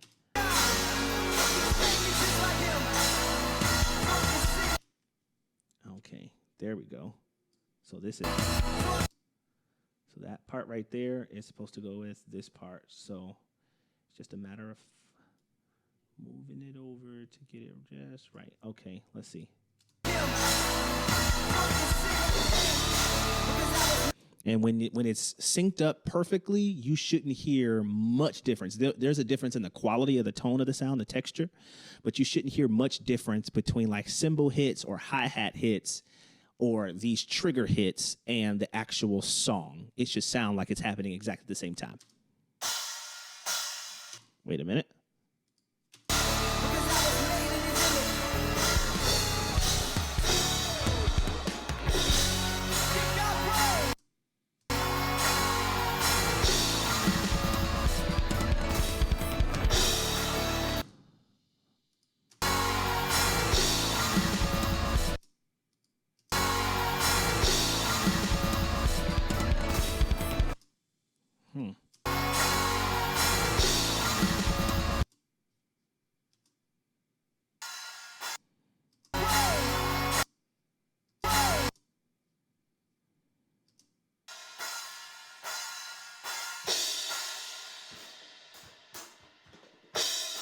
See, that is the different lick.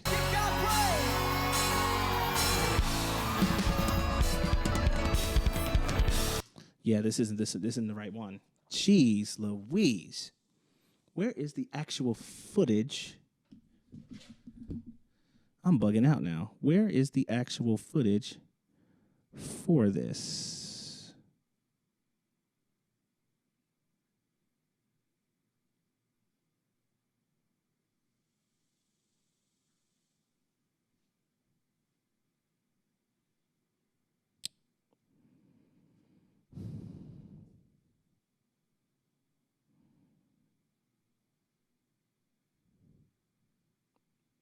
Okay.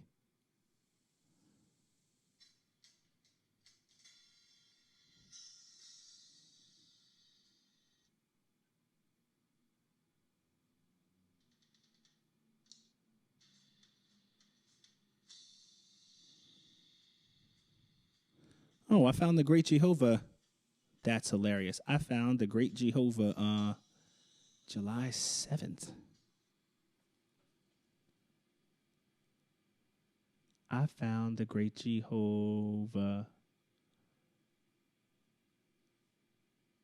I think I did.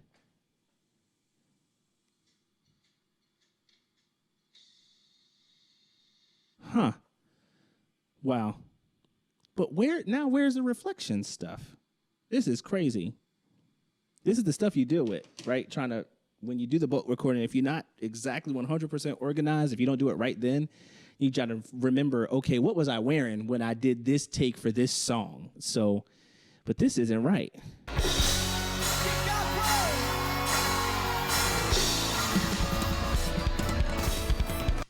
That's not right.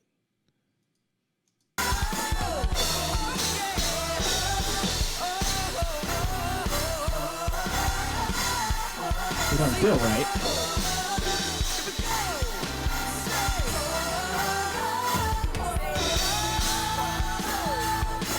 It might just be that I did, you know what? It might feel like it was right in the beginning because a lot of those things that I do right at the outset are probably more or less the same because, you know, they're the initial concept I have for the kit or for the thing. And then as I'm playing, it begins to vary based on whatever take. So some of those licks might sound the same or look the same, but it's not exactly what's being done. You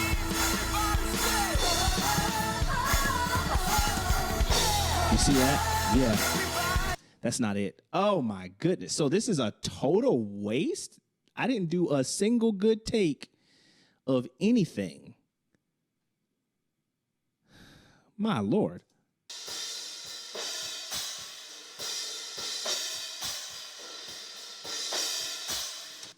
Wow. That's insane.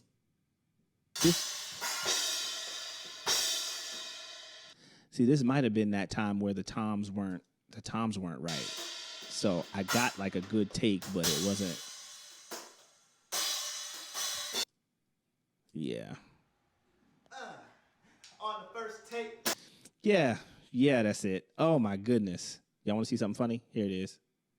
Take down. On the first take down. On the first take down. On the first take down. On the first take down. Right, because I thought I got it on the first take, but the toms weren't recording, so I didn't get it on the first take. Good Lord. Wow. So that entire situation, like nothing came from this.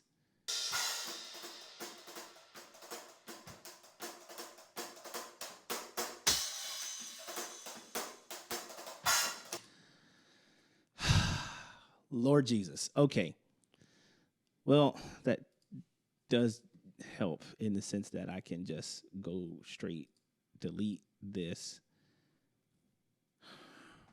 That means I did reflection somewhere else, and I don't want to delete it if it's somewhere on there. So I'm going to delete this because that syncing is not good at all. But what's here? What's here?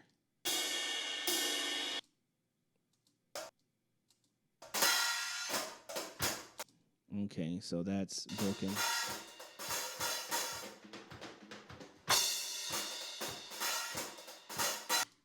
Okay.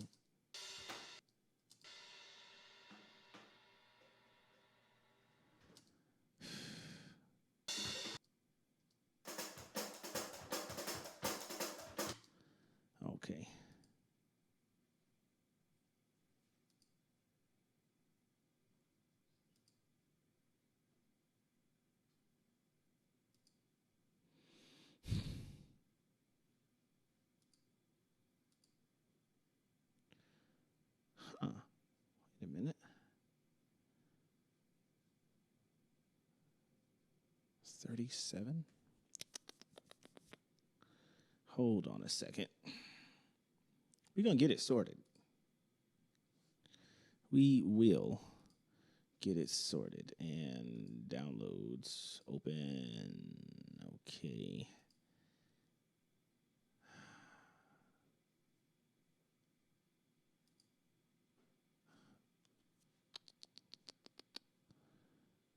So 127, that's 127.20 right there. What's this? When did I do this? July 13th.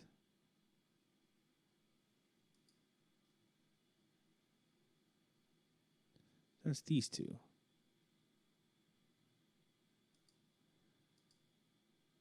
Right, 0252 and all that associated with that. Okay.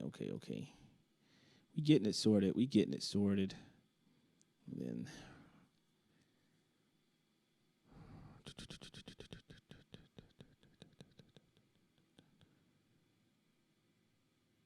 there probably won't be any way for me to see it. Okay. So I'm gonna have to work off of just this one. No, not that one. Just this one. Okay, what is this? What's this?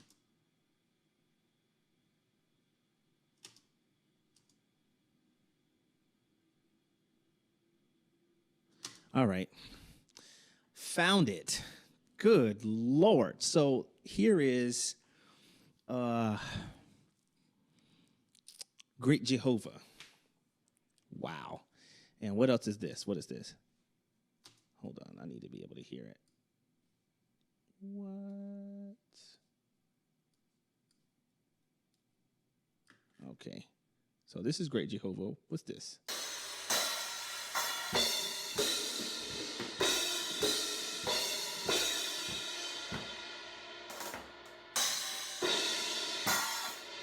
And here's Reflection. Wow. So they're both. What's up, Mo Dre? What's up, bro?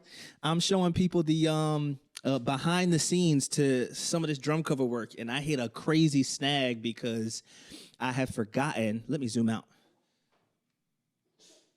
Bless you, Bunny. So what's up, bro? So I had forgotten that there was like this one session where I had gotten like all the takes done perfectly, bro. It's crazy. I got all the takes done perfectly, and then the toms on the kit wasn't record enabled. And because the toms on the kit weren't record enabled, then obviously the music wasn't perfect. I had to go and redo it. So I basically had like this entire take that was completely shot. And I'm pretty sure, let me look at this one more time because I really don't think there's anything in here that I can use at all. What's this? That was the original Great Jehovah.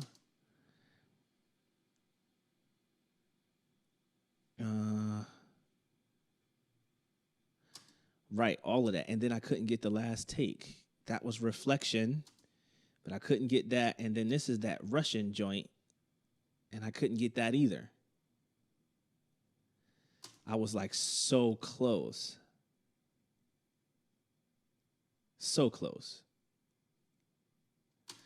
I'm going to go back and listen to it. But anyway, I found the jammy. Where'd it go? I finally found it. Okay, let me zoom back in so y'all can see what I'm going to have to do.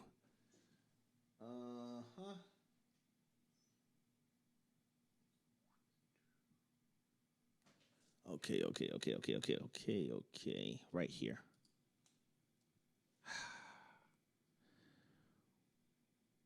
Zero, two, four. Let me see if this is in.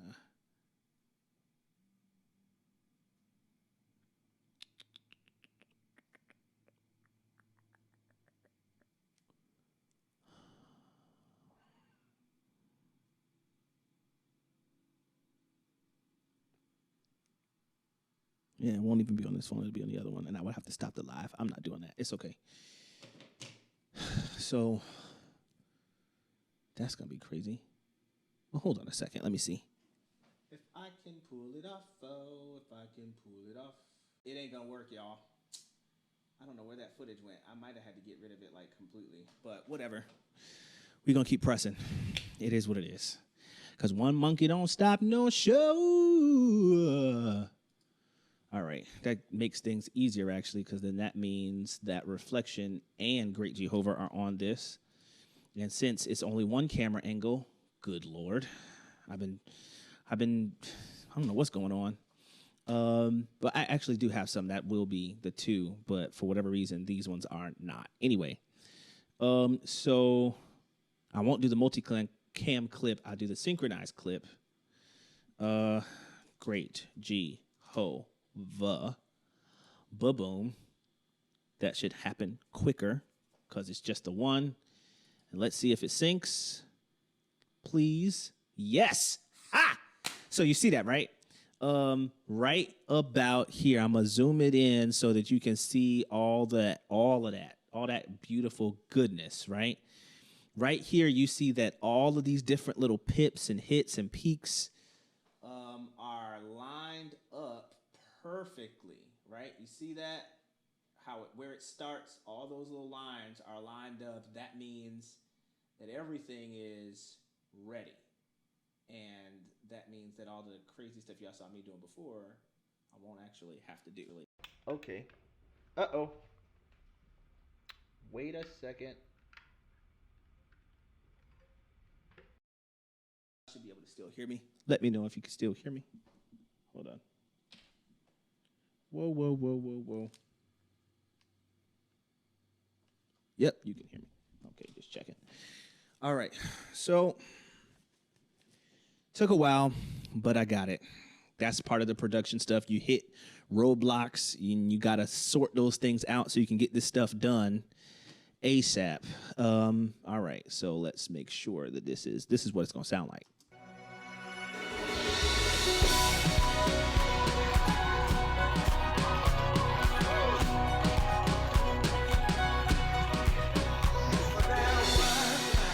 Right? Spoke time. We were already on your mind. Where can I find your Great Are You Lord cover? Oh, thank you for that.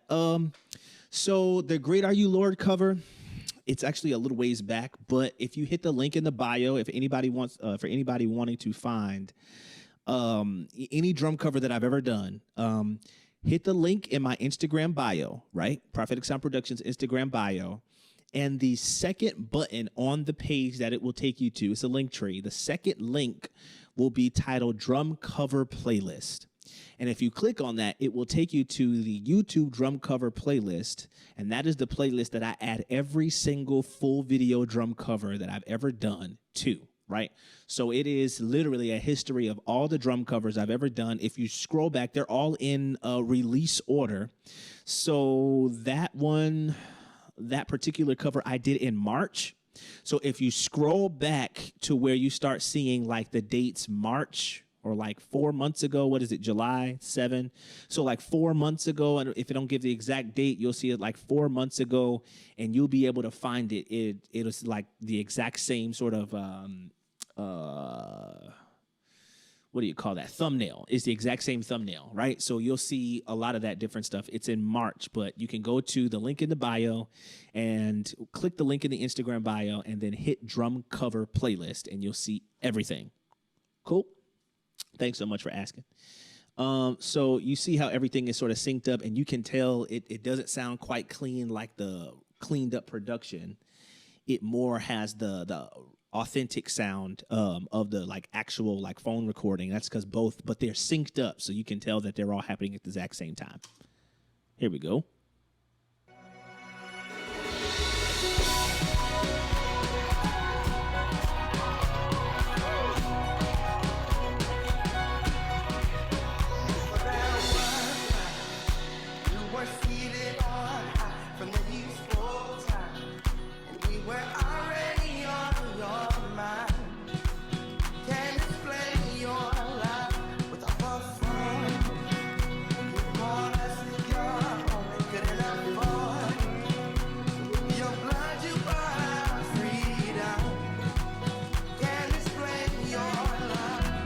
All right, babe. Thanks.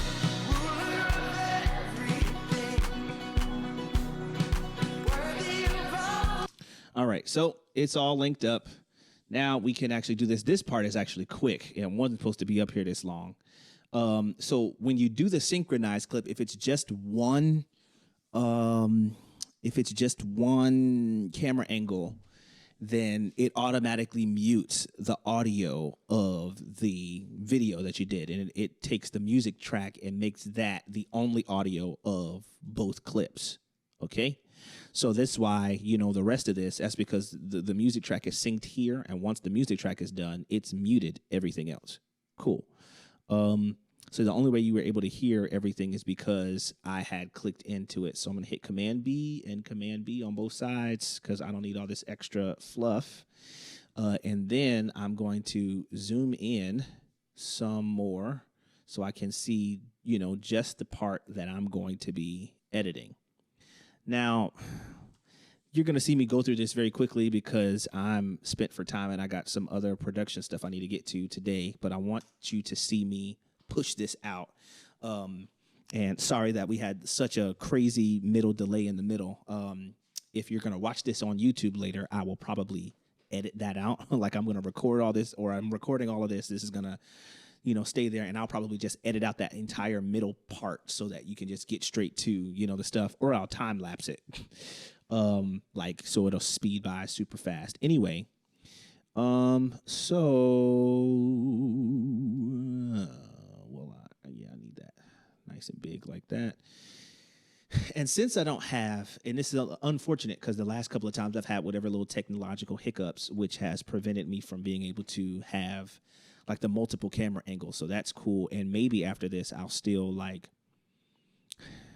it would take up maybe a good portion of time. But after this, I'll go to like maybe one of the other drum covers from a more recent clip I did. I showed you these two, right? So this one, you know, where I got the Air Force shirt on, and then the overhead of that same thing. I'm trying to remember what song that is. That's Reflection, I think. That might be Reflection, or something else that I did. But in either case, I will, it might not be Reflection, actually.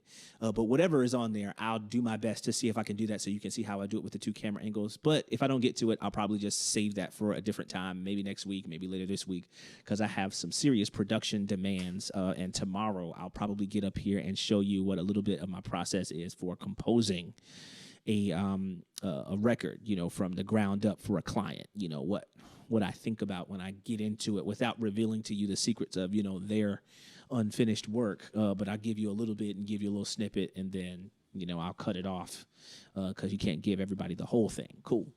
But anyway, so for this is going to be really simple because now, so as not to recreate the wheel, I'm going to go to like one of the last drum covers I just did, which was UNITY. You can find that on the drum cover playlist as well. And I'm going to highlight all of these other like additional edits, Command C to copy them, because all my drum covers, they're going to have that same uniformity, right?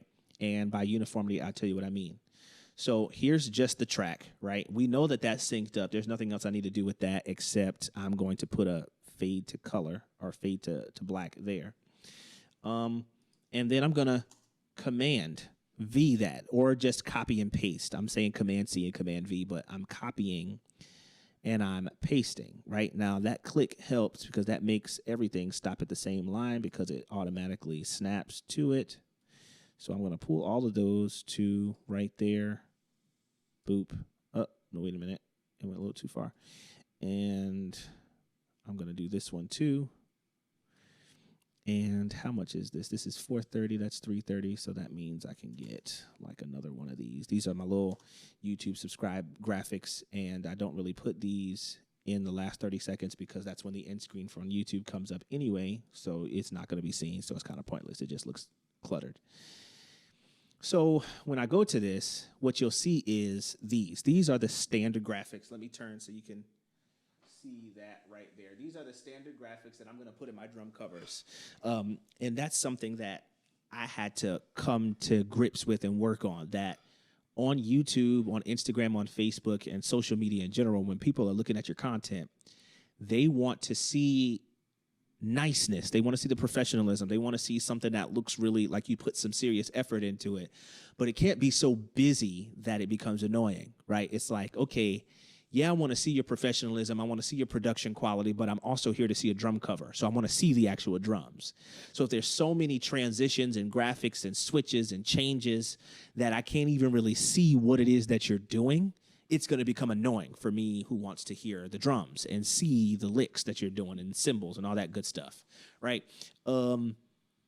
So that, versus going full, media production mode. I want to make this look like an action movie with several angles and transitions and all that. No. Or, all the crazy filters and the lighting changes, and this is black and white and this is purple and green, and all of that needs to be simplified, right? So my drum covers now, if you go back, I left them that way because I think it's important to show growth and to show evolution, right? But I left them that way. If you go look on that drum covers playlist, you'll see like all those transitions and openings and those kinds of things. Whereas now you'll see when I do a drum cover, it literally just, the music starts playing. Right, because in those 3 seconds that you see your little interstitial graphics, all those different effects, people have gone to the next thing because they wanted to see a drum cover, and instead they just saw, I'll show you an example. They saw something like this, and they haven't heard a single drum lick. They haven't seen any drums at all anywhere. That's all they've seen, and it's not even like, this where they could see like the picture or whatever that you do. It's like, oh, hey, I'm seeing this and I don't see drums. I don't see piano. I don't see singing. So I'm clicking to the next thing. That's good for like maybe YouTube where people want to see those, but for Instagram, for Twitter, and honestly, it's 50-50 for Facebook. People want everything to be immediate, especially TikTok and Instagram. It's like jump right in. So since most of my stuff is primarily for that Instagram, TikTok crowd, then I'll do it like this. And for some of the other bigger productions, I'll do like, the other stuff. So here it is. You see, there's a plug for social media stuff. There's Facebook, Twitter, YouTube, Instagram. That's all the main places that we operate. TikTok as well. And then there's the Prophetic Sound Productions logo. There is the actual information, which is going to have like the song. It's going to say drum cover, so it's a drum cover. It's going to have the original artist there, and then this Collision drumsticks, right? Now, I don't put a Soul Tone cymbal image up there because obviously you see that I'm playing Soul Tone, Soul Tone, Soul Tone, Soul Tone, Soul Tone. Especially when you look at like an overview look, it's like Soul Tone, Soul Tone, Soul Tone, Soul Tone, Soul Tone, Soul Tone. I don't need to put Soul Tone up here as another picture. But Collision drumsticks, you're not necessarily going to see that, so I put that up there, right? And then, of course, I want you to always remember this is a Prophetic Sound Productions production that you're looking at. So there it is. So I'll put all those up there, and that's going to be more or less the same. So it's just a matter of coming on here. The color scheme is always going to be red because the Prophetic Sound Production stuff is red, black, and white, like you saw in the emblem in the second monitor. I'm going to erase this, and what is this that I'm using? This is Great. I'm going to put Great Jehovah, right? Drum cover. And then Travis Green. Now you see that's going off. Boom. I am going to take the text and shrink it just a little bit so that it fits. And then it's done, right? This is ready for like straight up putting out on places. But let's take a look.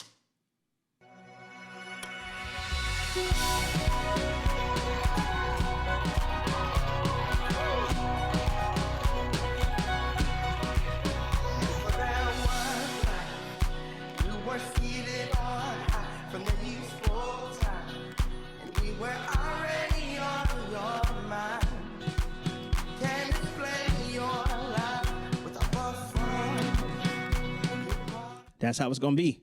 Cool. So now that that's done, so this might take a little bit. Let me see. Let me click back on there. So yeah, that's everything. I got that going. Got it going. Got it going. Okay, cool.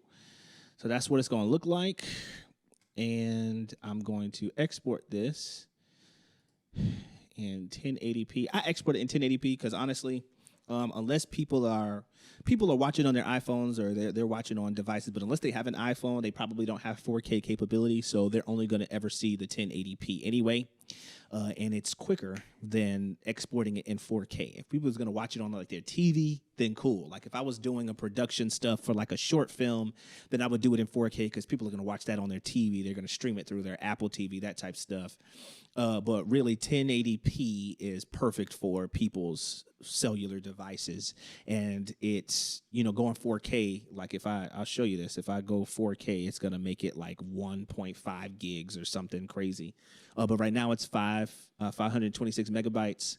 And so that'll export faster and it'll be easier to upload as well. And people really won't notice that much of a difference. So let me put this in the music covers. Cool. Great Jehovah.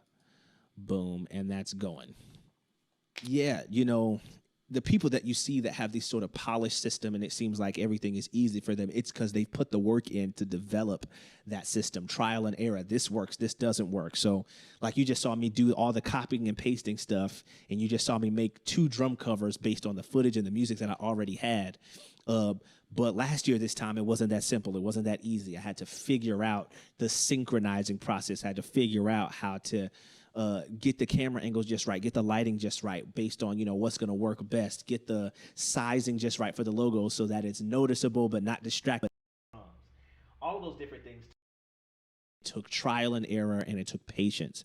So if you're trying to do something as a drum cover, as a drummer, as a musician, as an influencer, it finished sharing.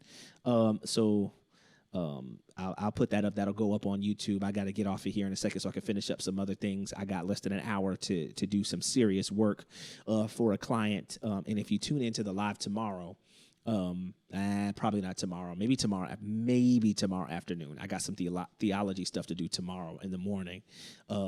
So that's a plug. So that's if you look at the. Hey Jazz, what's up, sis? How you doing? Hold up, I got to wave to you. And to Cuzzo, what's up? What's up? What's up? So listen, you just did like the whole behind the scenes jammy and how I build drum covers and do the production side of the stuff on the music side, and then put it with the footage and do all the edits and Final Cut Pro, all that stuff. So I just went through all of that. I'm gonna leave this. TV if you want to go back and watch the replay. Else. But thanks so much for joining us, sis. I appreciate you. See all the work that you're doing. If you're not already, go follow Girl on Drum. Follow Jazz Kelly. She does amazing. She does phenomenal work, especially if you're a female drummer. She's over there killing the game. People like her, Queen Drums Official, Pocket Queen, they do phenomenal work in terms of what they do, not just as female drummers, but as drummers, just period, drummers. They are phenomenal drummers who happen to be female. And on drums, a lot of great merch there. But yeah, I got to get this work done, so I'm gonna hop off. But thanks so much for tuning in. Maybe tomorrow afternoon, I'll be able to come up and show you like some actual production stuff. I won't be starting. I tell you firsthand. Get the percussion stuff going, so I can get that feel in there, locked in. So by the time you see me tomorrow or whenever I do it, I'll probably already have that part, but you can see me build some more of the composition stuff as I do some work for these clients. And I'm on a deadline, so I got to make sure but thanks for tuning in. More about the work I'm doing with those clients the next time I'm up, because I want to give them shout outs. Number one, for patronizing Prophetic Sound Productions, choosing me as their, to trust me with releasing their sound, but also so their stuff. I can give you the heads up now. I can tell you Pastor Javon Woods is going to be working with me doing some stuff. Pastor Jerry Young and his group. I'm going to be doing some stuff this coming week as well. Edward Pipkin, I'm going to be doing some stuff for him as well. So here's a plug. If you're ministry, not just, sing music production that are trying to sing. But if you have a church broadcast and you need an intro for it, hit me up. I do that too. If you have a business that you want to develop, you want 30-second or 60-second advertisement for it or promo reel for it, specifically to put up on Instagram or Facebook or YouTube or YouTube. The live video, my phone telling me that it's about to. That's the other reason I got to get off.